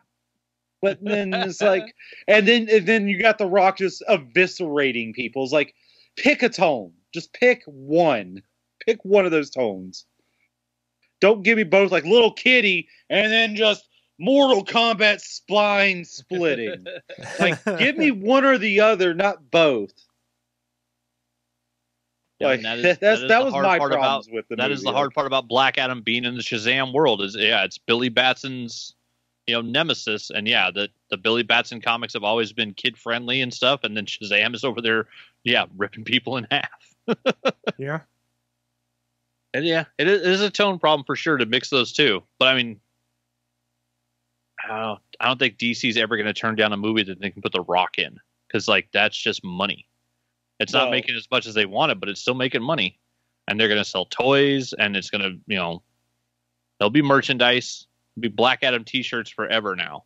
What do you mean I got to get a solid silver jacuzzi? I wanted a solid gold jacuzzi. Yeah, well, Sorry, Willie. complaints. Whining it. It's like fucking like with South Park making fun of Lars Ulrich. Well, From that was all the time. Metallica. Yeah, they're making fun of you when they went after Napster back in the what was that 2000? God, we're dating Yeah. ourselves 99. there. Yeah, that's some old school shit. Oh yeah. Let me cry into my millions of dollars. I'm not having millions more. Shut the fuck up. Tell us how you really feel, Willie. Lars Ulrich, you're a bitch. Wow. I'd arm wrestle you. That's what I had for my news, though. I'm going to toss things over to Bachman. Sorry, I powered through it. That works.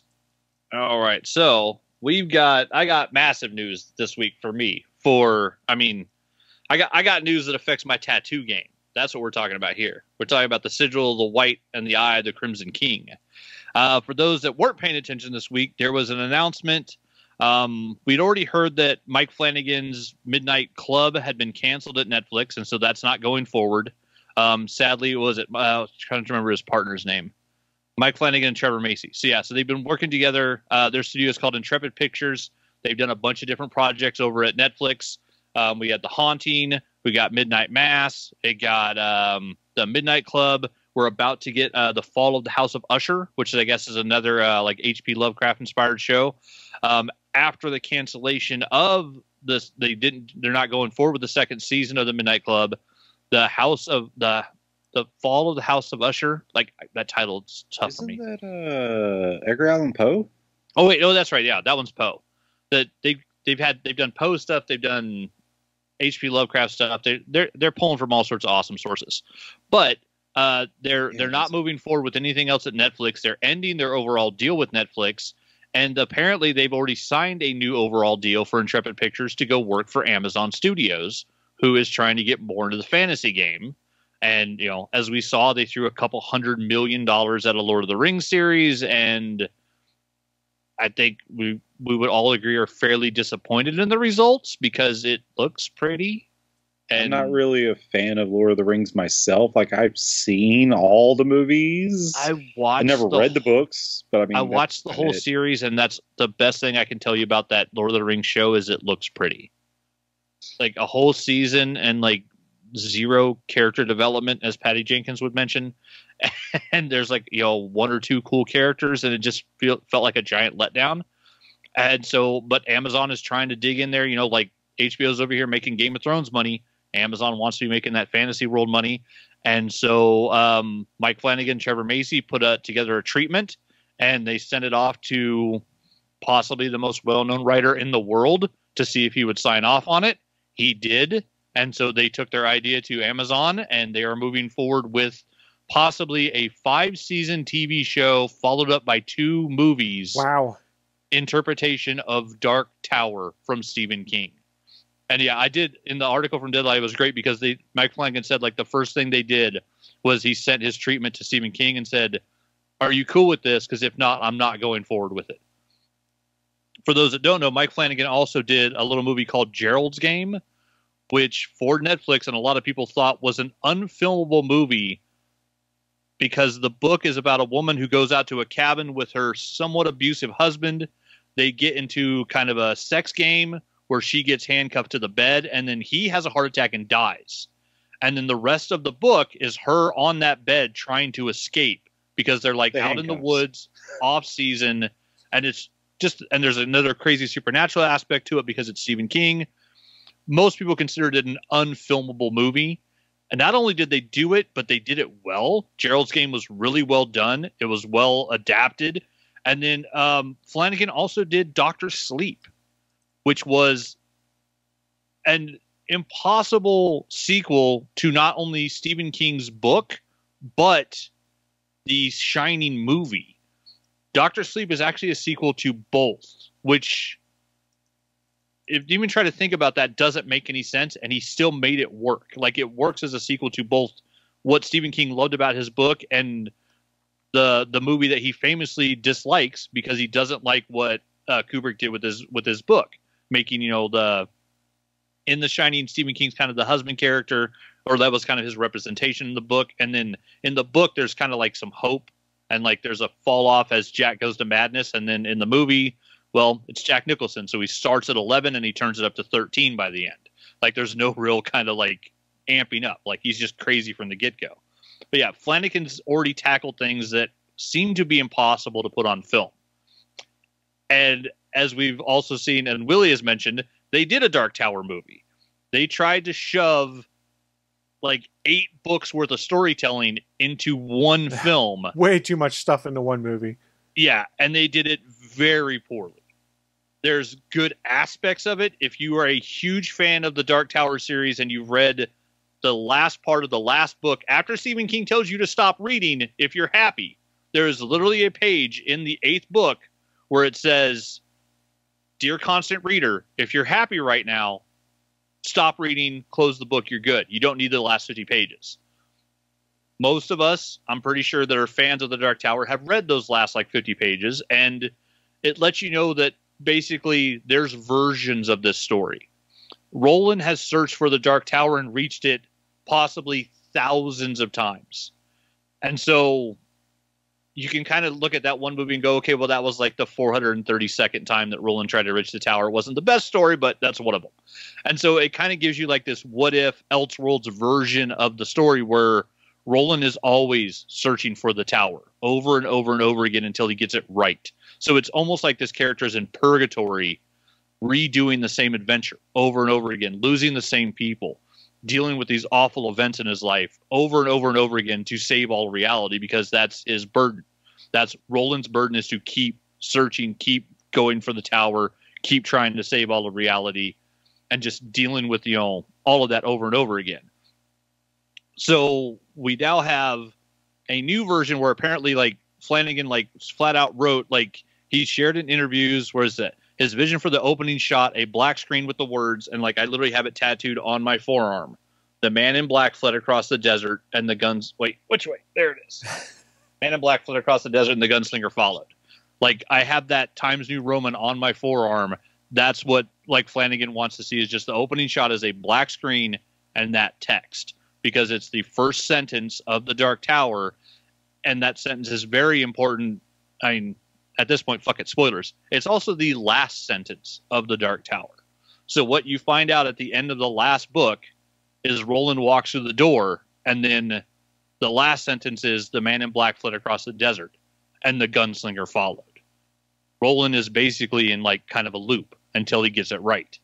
And so the idea of that being like the big text on the screen, that being like, you know, the Star Wars crawl, like that moment, the fact that they didn't have that in the Dark Tower movie, it's like you guys missed kind of like the important, like a lot of the, well, they missed a lot of the important parts. Bachman, I'm gonna let me add some weight to that thing to you.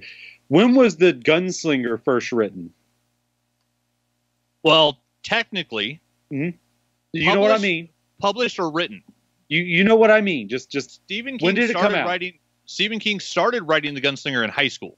Well, when did it come out? When the first book came out? That's all that matters. The original publication date? Like 78 or 79 or something. I think so. I think the very first edition of The Gunslinger. But what I'm trying to get at is when was the last while. book come out? That's what I'm trying to get, the gap between the first and last book. That's what I'm trying to get you to say. Let's see. I got to look up the Dark Tower series to get the dates. It was like 2000. It's over 40 years. 2007. It's over 40 years for sure. So let me see. The Dark Tower. 40 years. Well, I mean, because he started. Yeah, because I think the first one was 78 or 79, and then the very last one. Let's see. Okay. Publication dates for the books. Okay, so the Dark Tower, Book 7, The Dark Tower, came out in 2004. The Gunslinger is listed as 1982. Okay, there it is. So we're looking at 22 years. God, it seems like it was way longer in between. Well, no, but that's what I was getting at. It was like, you know, they came out like, you know, like when, well, around when I was born. And then the last one came out when I was like somewhere in my 20s.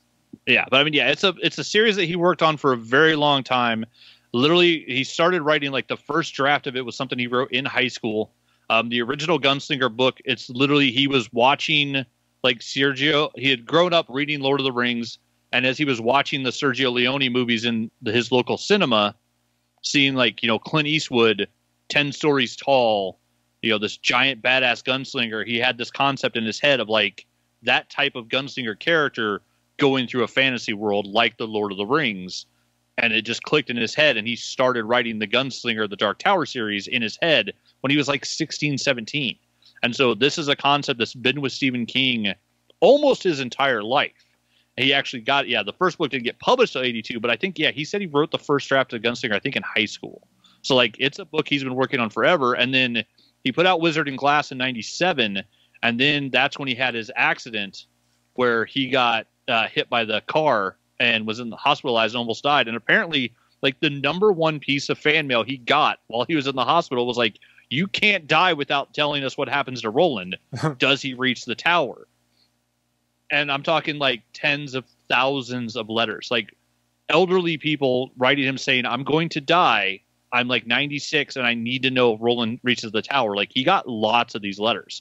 And so he actually sat down and wrote the Dark Tower 5, The Wolves of Kala, Dark Tower 6, The Song of Susanna, and the Dark Tower 7, The Dark Tower, all at the same time, and tried to get his publisher to publish them all at once.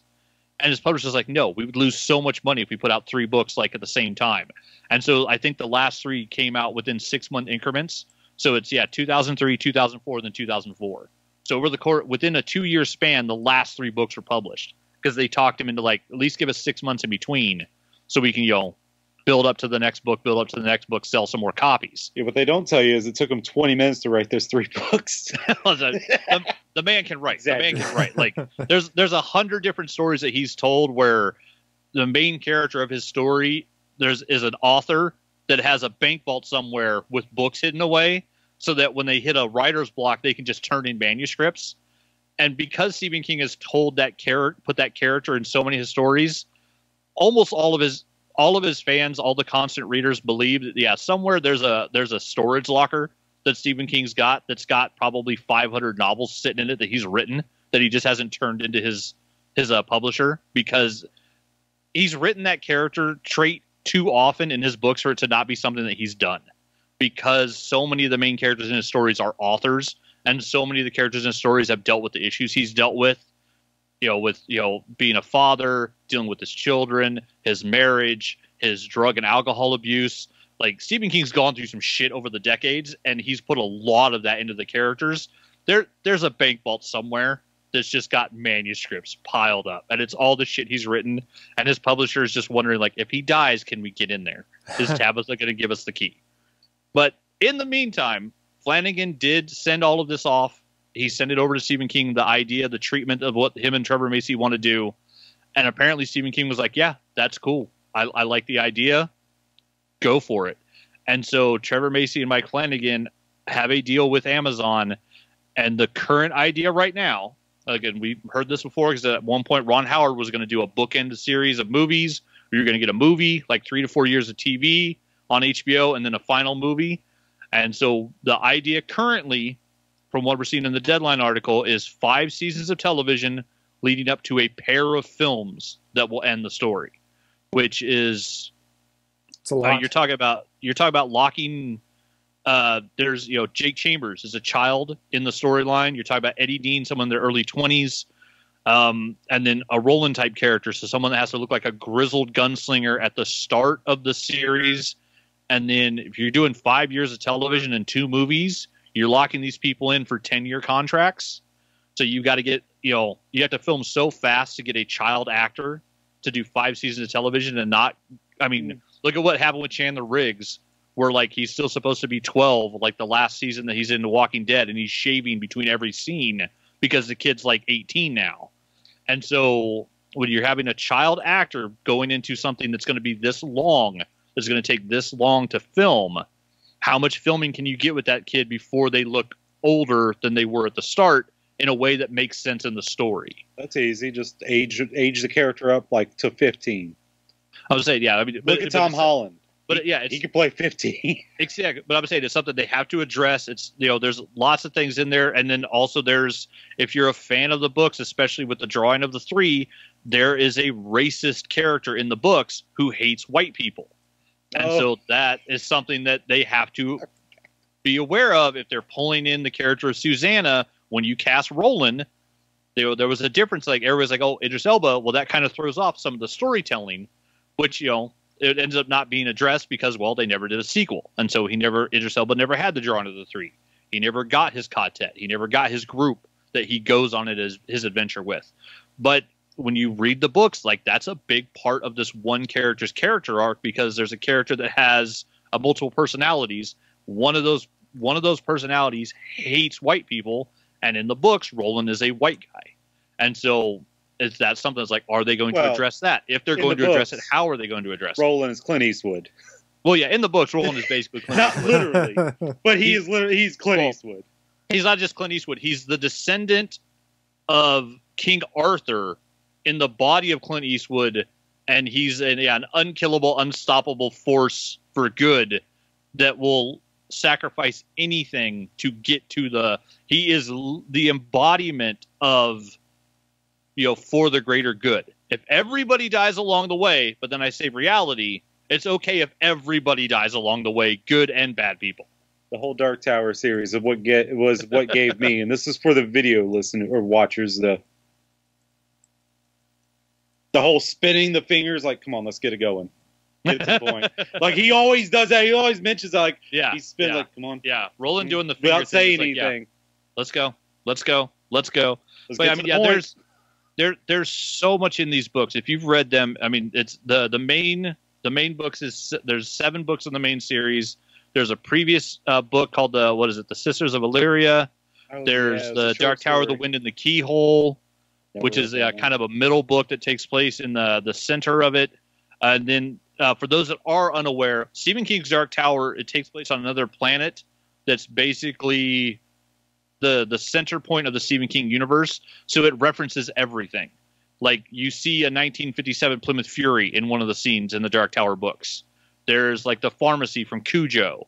They end up in Derry at one point and run into a couple of teenage kids that are about to go fight a clown. Like everything comes to the Dark Tower. It is the literal and mythological center point of Stephen King's universe of all of his stories. There's a character that shows up in the fifth book that is straight out of Salem's Lot. Oh yeah. And so like there is Callahan. It's all about crossover. The Dark Tower series is like the gunslinger is the main character that hunts the Man in Black. And if you're a constant reader, if you're a fan of Stephen King, you know that Randall Flagg, the Man in Black, it's his embodiment of evil. It's the bad guy. He just comes also back. From? Oh, he's from everything. He's from The Stand. Yeah, he's from frickin' I mean, The Stand's the best one, but he's from The Stand. He's from Eyes of the Dragon. Randall Flagg is everywhere and is all things evil. But yeah, like this is the centerpiece. Like it connects to all Stephen King stories. Basically, have some type of connection to the Dark Tower, whether you know it or not. And so this is like it's the hub world. This is the MCU. This is the overarching story that covers everything for Stephen King. And so the fact that like Mike Flanagan, the guy who's like, oh, I can film the unfilmable movie, I can make the uncreatable sequel. Okay, I'm going to tackle the project that has been tried multiple times. And I mean, I would say all but one instance completely failed. And the one instance that was all the way to fruition wasn't what people were hoping for. And so the fact that that's what he wants to tackle, that's what him and his company are going for. He's like, oh no, we're going to do the Dark Tower and we're going to do it right. I can't think of a better creative team to do this. And I don't know if I've ever been more excited for anything possibly coming to TV, because this could be, I mean, it could be a huge flop. It could be the big swing and a miss. It could be the first thing that Mike Flanagan fails at, because it's the Dark Tower. It's a big swing. It's tough. This is stepping up. This is stepping up to the plate and saying, I'm not going to just hit a home run. I'm going to hit a grand slam home run to win the World Series, because it's all or nothing. Either it's going to be great or it's going to be an epic failure. And I love that Mike Flanagan has the balls to try it. And so, yeah, I'm super excited. Who knows how long it's going to be before we get casting news or anything else. But I mean, yeah, Mike Flanagan's Intrepid Pictures has left Netflix. They now have an overall deal with Amazon. So the first project is the Dark Tower, which they could be working for Amazon for the next 10 to 20 years, depending on how this goes. Because, you know, if it's 5 series of TV, if that's what we get, 5 seasons, how long do they actually film that 1 year at a time and then put them out 1 year at a time?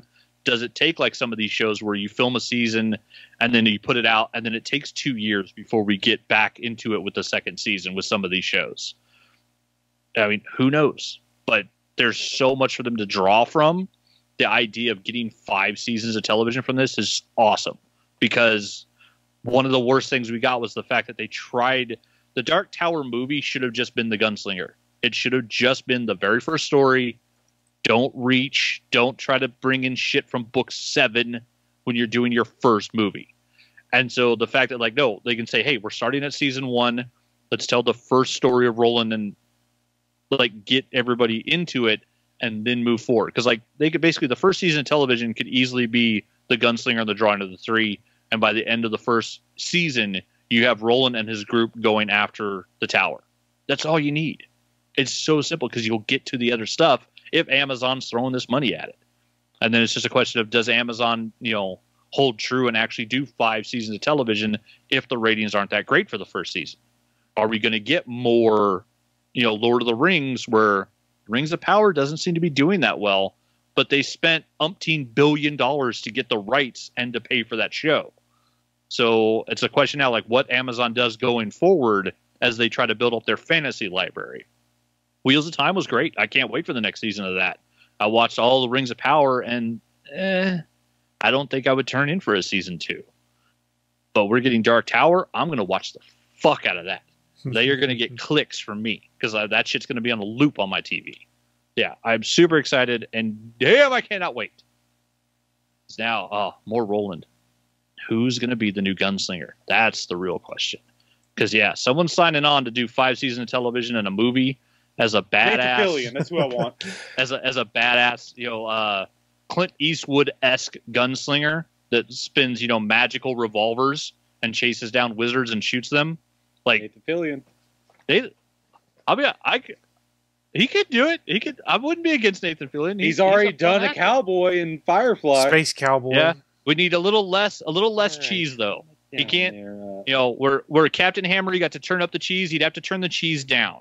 The Because hammer Nathan is my Fillion- penis. Yeah, Nathan Fillion is good with the cheese, but That's I'm the still line. looking forward to this. It's The gonna hammer be cheese. Looking in We the might chat have the- room, the best thing ever coming. Random Rick Review had said, LOL, Rings of Power. I made it 15 minutes before I had to turn it off.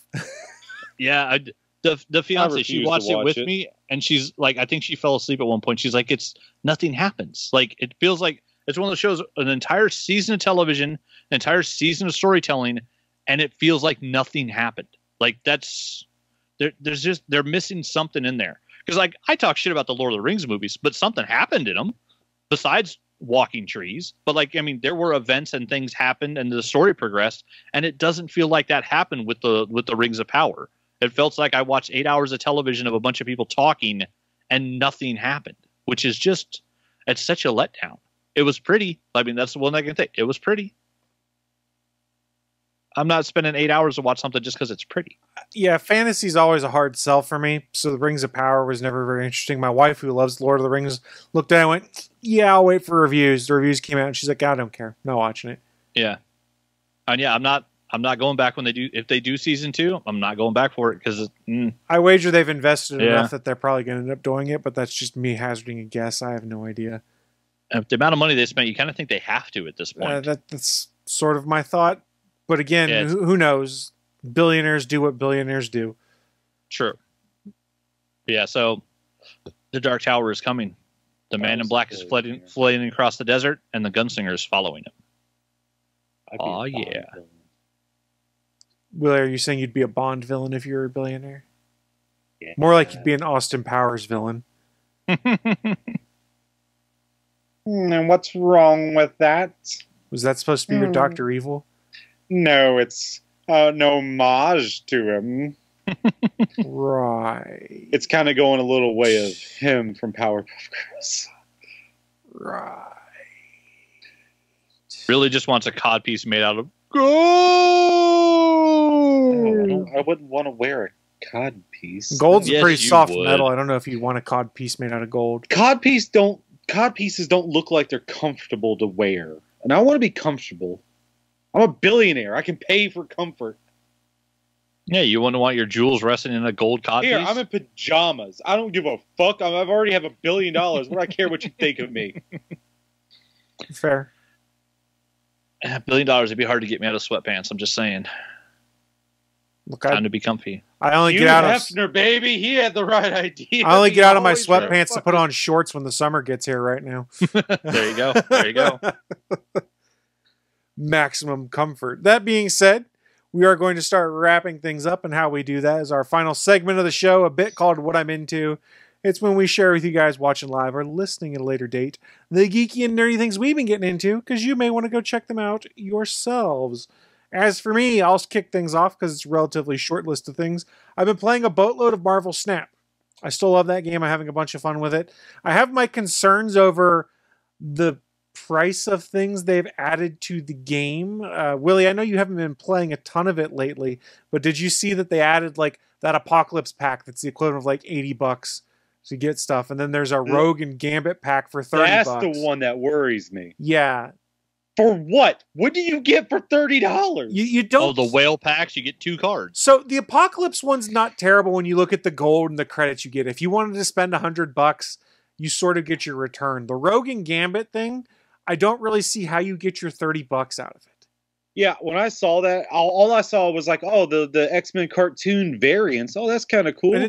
Oh, how much is that? I didn't even care about what you got. I don't even care about the credits or the gold, whatever else you get with it. Yeah. I don't give a fuck about any of that. The variants is what I care about. And then I saw $30. Like, go fuck yourself. Yeah, this game Go kind of... fuck your own mothers. They for all kind I of care. got me with the first taste is free thing, because like that Captain America new user thing was what, like $250? $3.99, I believe. Which was All right, that's all right. Yeah, I had no problem with that, and I have had no problem with the season passes at this point because I felt like I've gotten $10 of fun out of them. But most of the stuff that has been additional transactions in there, I've looked at and gone, nah, man, not for a phone/tablet game. Yeah. That's not worth it to me. The $10, even I think the $10 for the season pass is probably a bit high. Yeah, it should be $5. I think it should be $5, but because then you're talking $60 a year versus 120. Especially now that they've added in the tokens. Well, especially now in the especially season pass, you're getting credits, tokens, gold. Like it's now that they're whaling with some of those big packets out there. Yeah. I don't think the season pass should be that price. So I know I sound like a broken record. I kind of bought this season pass just based off of repetition. I'd done it before. I probably shouldn't have in hindsight once I started playing it. So I don't know that I'll be buying the next season pass unless it's really something cool that I really want to have for deck synergy. I've liked the token edition they've put in there though, because everyone pretty much got 3,000 tokens and you could buy certain cards. They recycle every 8 hours a card you can buy for tokens. I've bought 2. I bought Wong for 1,000 tokens and built a deck around that, and it's been a lot of fun. And I just got, before this show started, the Invisible Woman for 1,000 tokens. And both of those I thought was relatively decent, but here's the thing. As you open collector caches, you get 100 collector tokens. It will take fucking forever to be able to get tokens going forward. And I'm not going to buy the whale packs. I don't care about this game enough to do that. I do love the pinning feature, though. That Yes. pinning feature is fantastic. Where if you're not sure if you want to buy it, you can pin the token card and it stays there instead of cycling. Because I'll be honest, I keep shaking it every 8 hours waiting for Venom to show up. I'm like, I need Venom's going to be one- 3,000 or more, probably. Probably, but I haven't bought any of them yet, so I have like 3,200 or Venom's whatever. gonna be 1,000. He's only 1,000? Oh, well then I would do it for 1,000. Everything in pool 3 is 1,000. Okay, It's 1,000. All right. that's not Yeah, bad. like Pool I do. 4 I love and that. 5. That's where you Yeah. go up in price. Gotcha. But pool Those 3, crazy which because I have Venom. Venom's in Yeah. pool 3.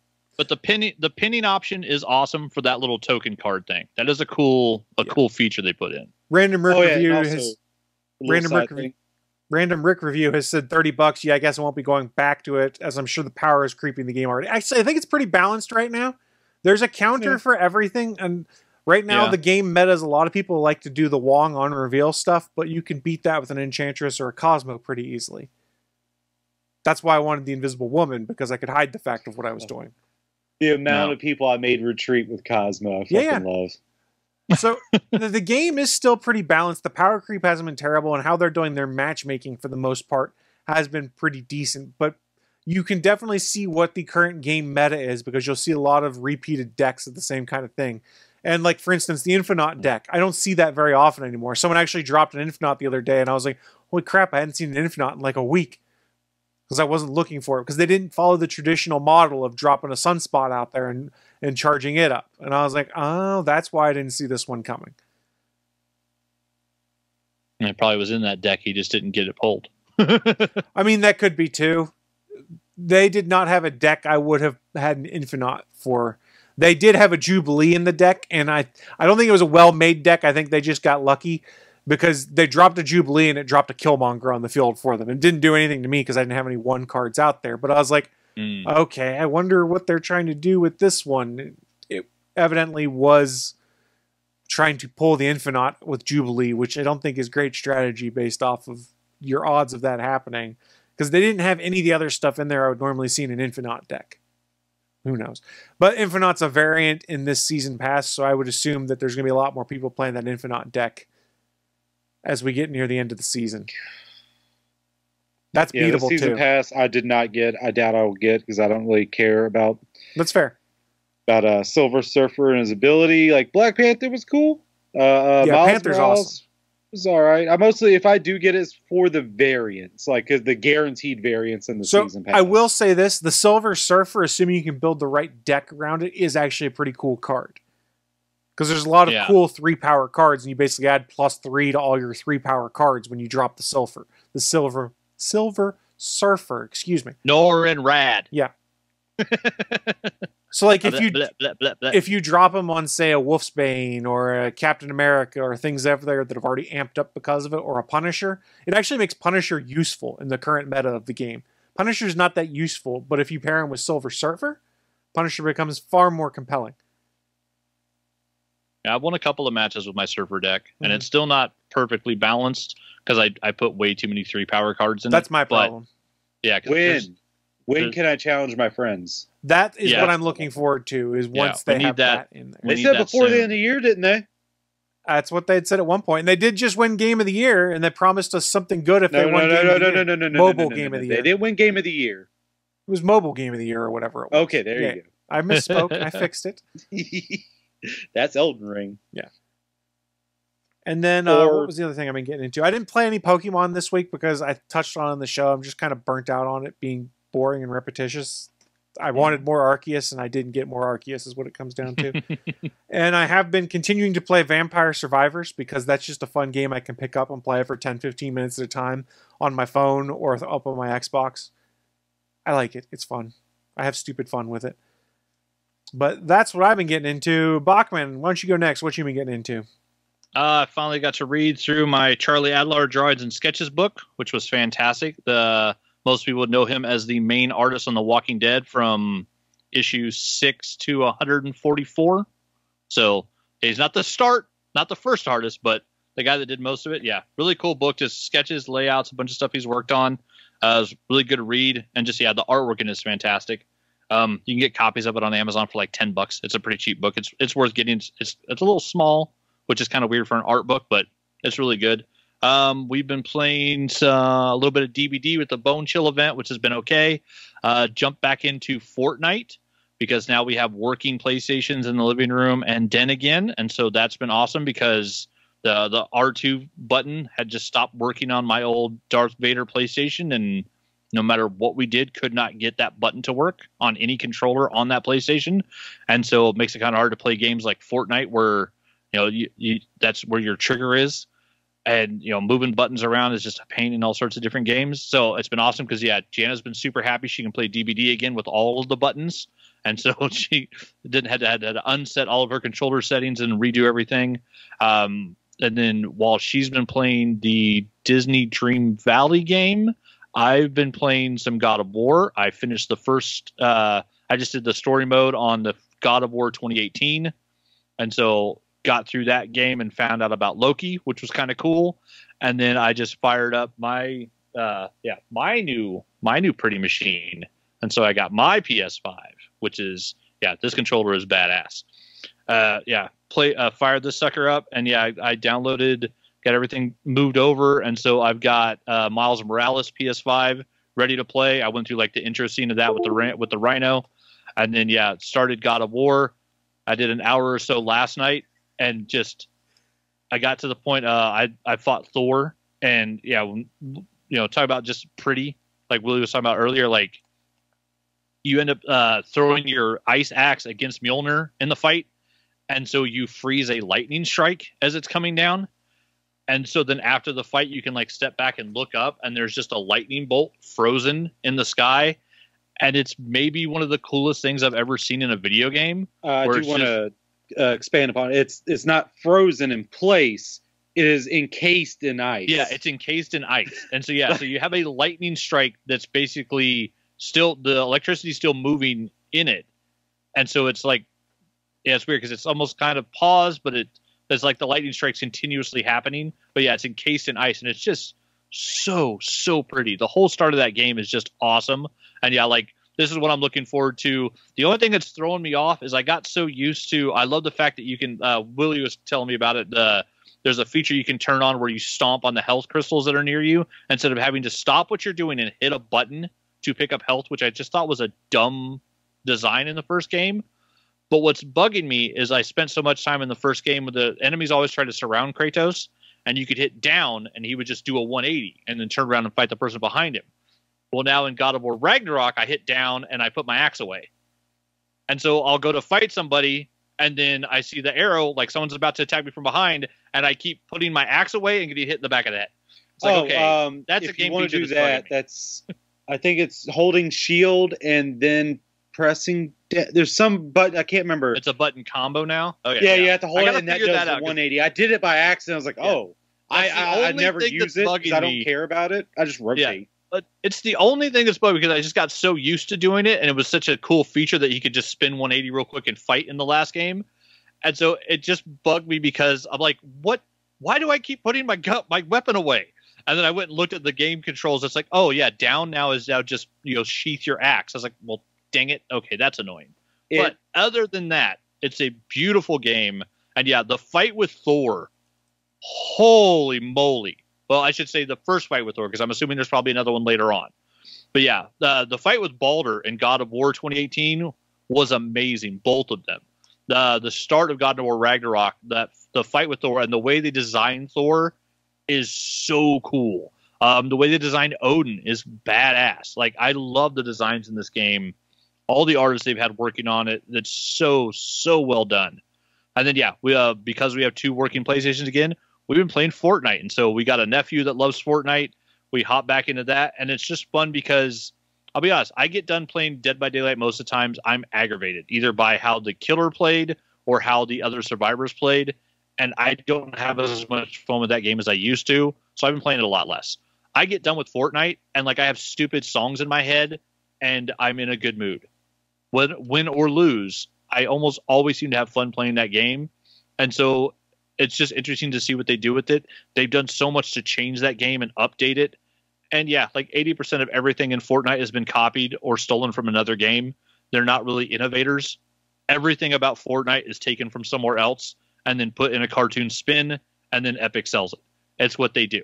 But they do that really well, and they keep the game fresh. And so we're hopping back in now. There's dirt bikes added in. The end of this battle pass, the character you're waiting to unlock in the bonus levels is Geralt of Rivera.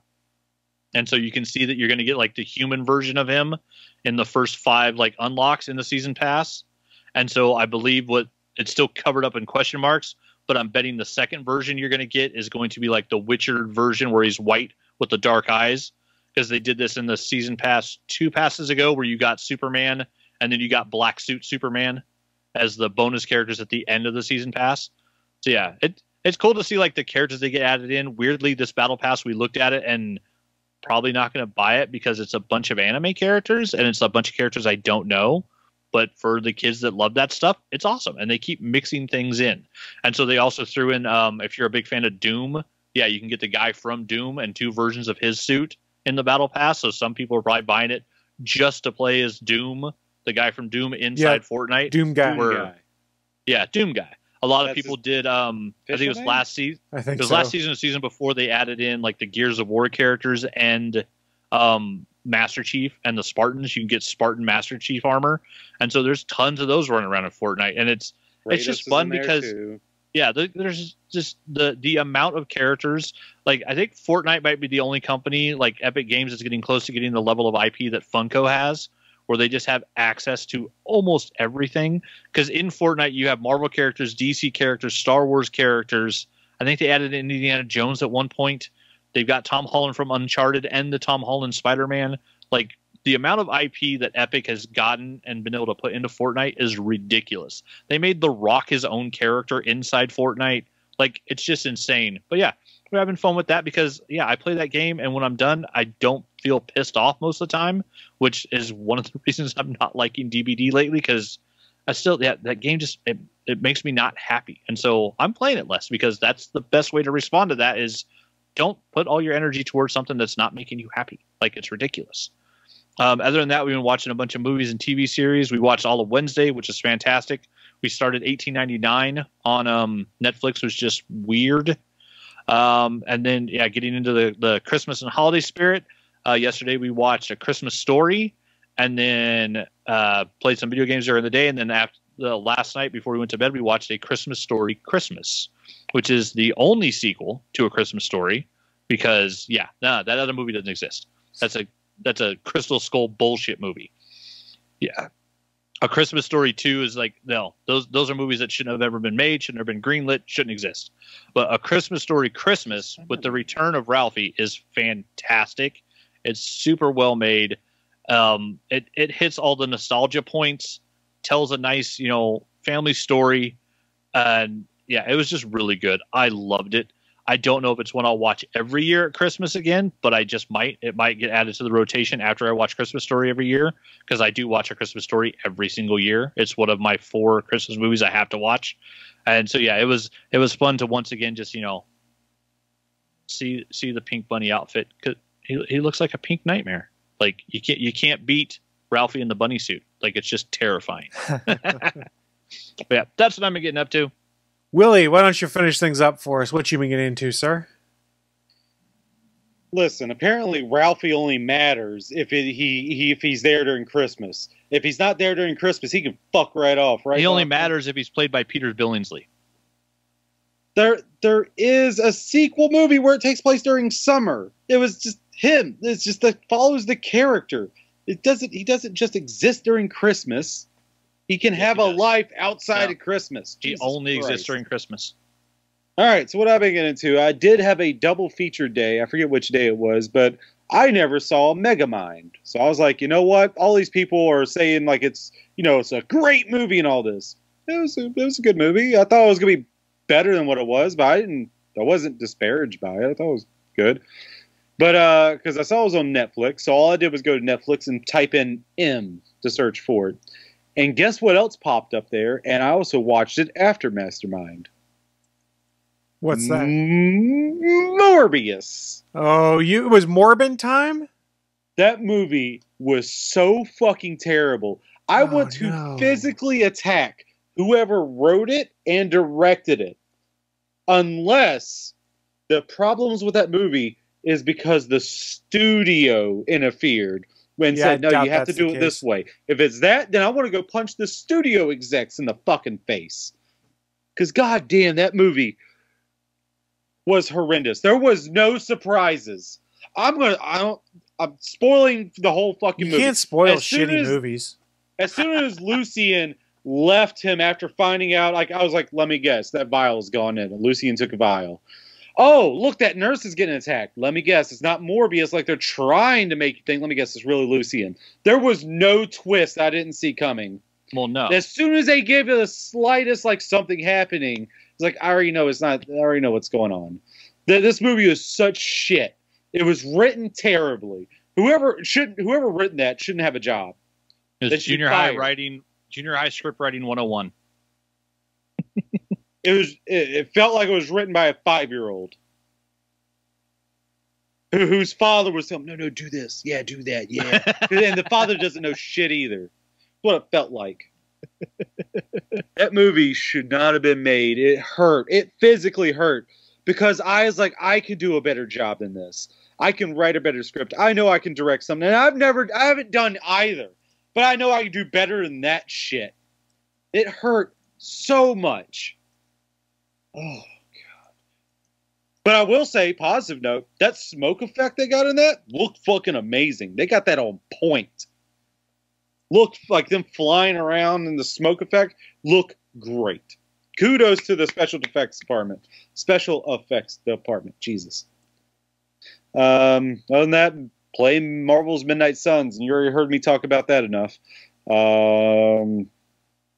Watch the Video Game Awards. You saw me. I already talked about that too. Once again, I'd like to nominate my Orthodox rabbi, Bill Clinton. What the fuck does that mean? Nobody I'll knows. punch that kid in the face too, just because he made a stupid fucking joke. You got up there. Do something better. Hey, Willie, I can answer your question for you of why the script was so bad. So one of the two people listed as written by and screenplay by, 2 writers from Morbius. One of them's name is Matt Sazama. Guess what Matt Sazama also wrote? The Last Witch Hunter, the 2017 Power Rangers. Talk about a movie that was not well written. That was fun. And Gods of Egypt. Remember that Gods of Egypt movie that stalled nothing but white people? Golden Hand himself, Lannister. Fucking what's his name? As an Egyptian. And then Morbius. Those are his 4 writing credits that he's known for. Is he can't be the only writer credited, can he? No, there's a second person, which I haven't looked at theirs yet. There can't only be 2. Burke Sharpless. Sorry, what? You heard me. I said Burke Sharpless, who's listed as a writer and producer, known for, wait for it, The Last Witch Hunter, Power Rangers, and Gods of Egypt. So apparently they're a writing duo that suck. Hey, look at us churn out shit. Who are they friends with? Who could they possibly the right be people, friends evidently. with? Yeah, they're handing out the best handies in Hollywood apparently because they keep getting work.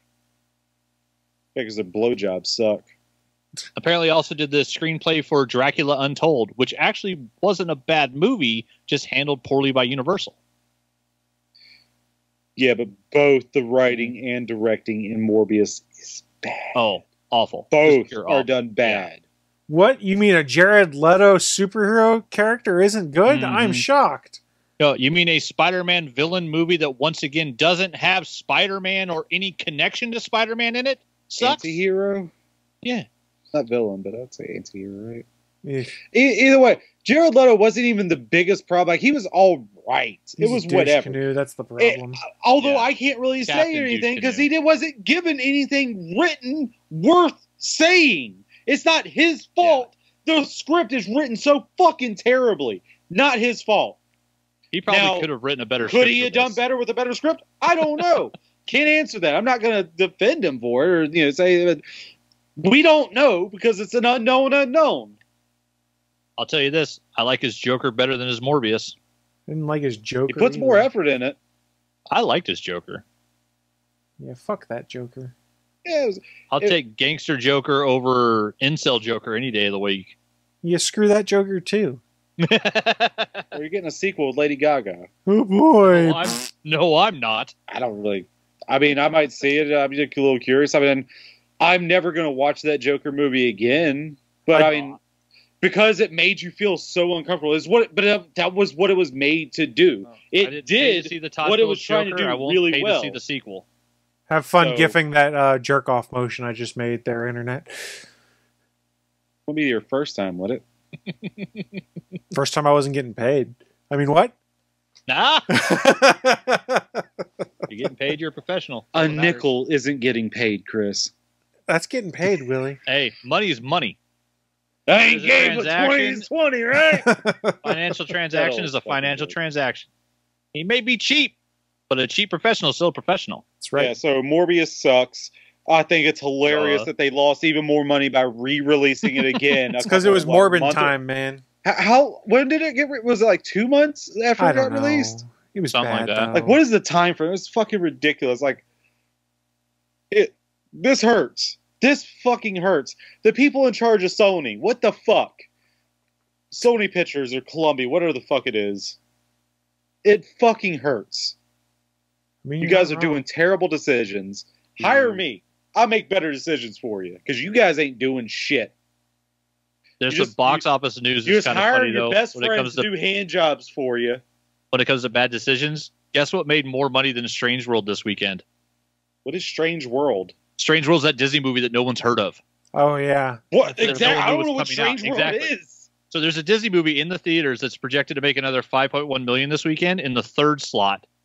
So not a big deal that Black Panther Wakanda Forever's beating it in the number 1 slot. But in the number 2 slot, Violent Night is set to make 13 million this weekend. Oh, that's out. I forgot that's out. I need to go see that. A David Harbour violent Santa Claus movie is making more money than a Disney movie that they forgot to advertise.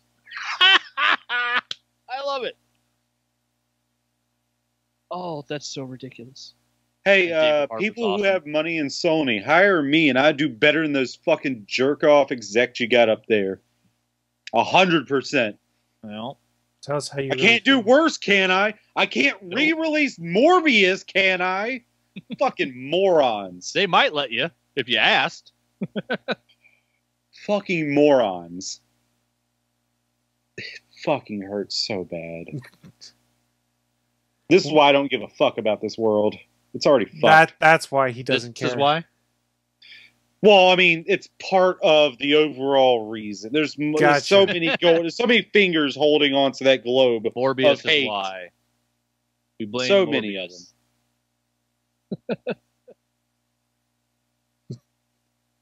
Well, Willie, So yeah, I'm done. Just fucking end this shit. I'm done.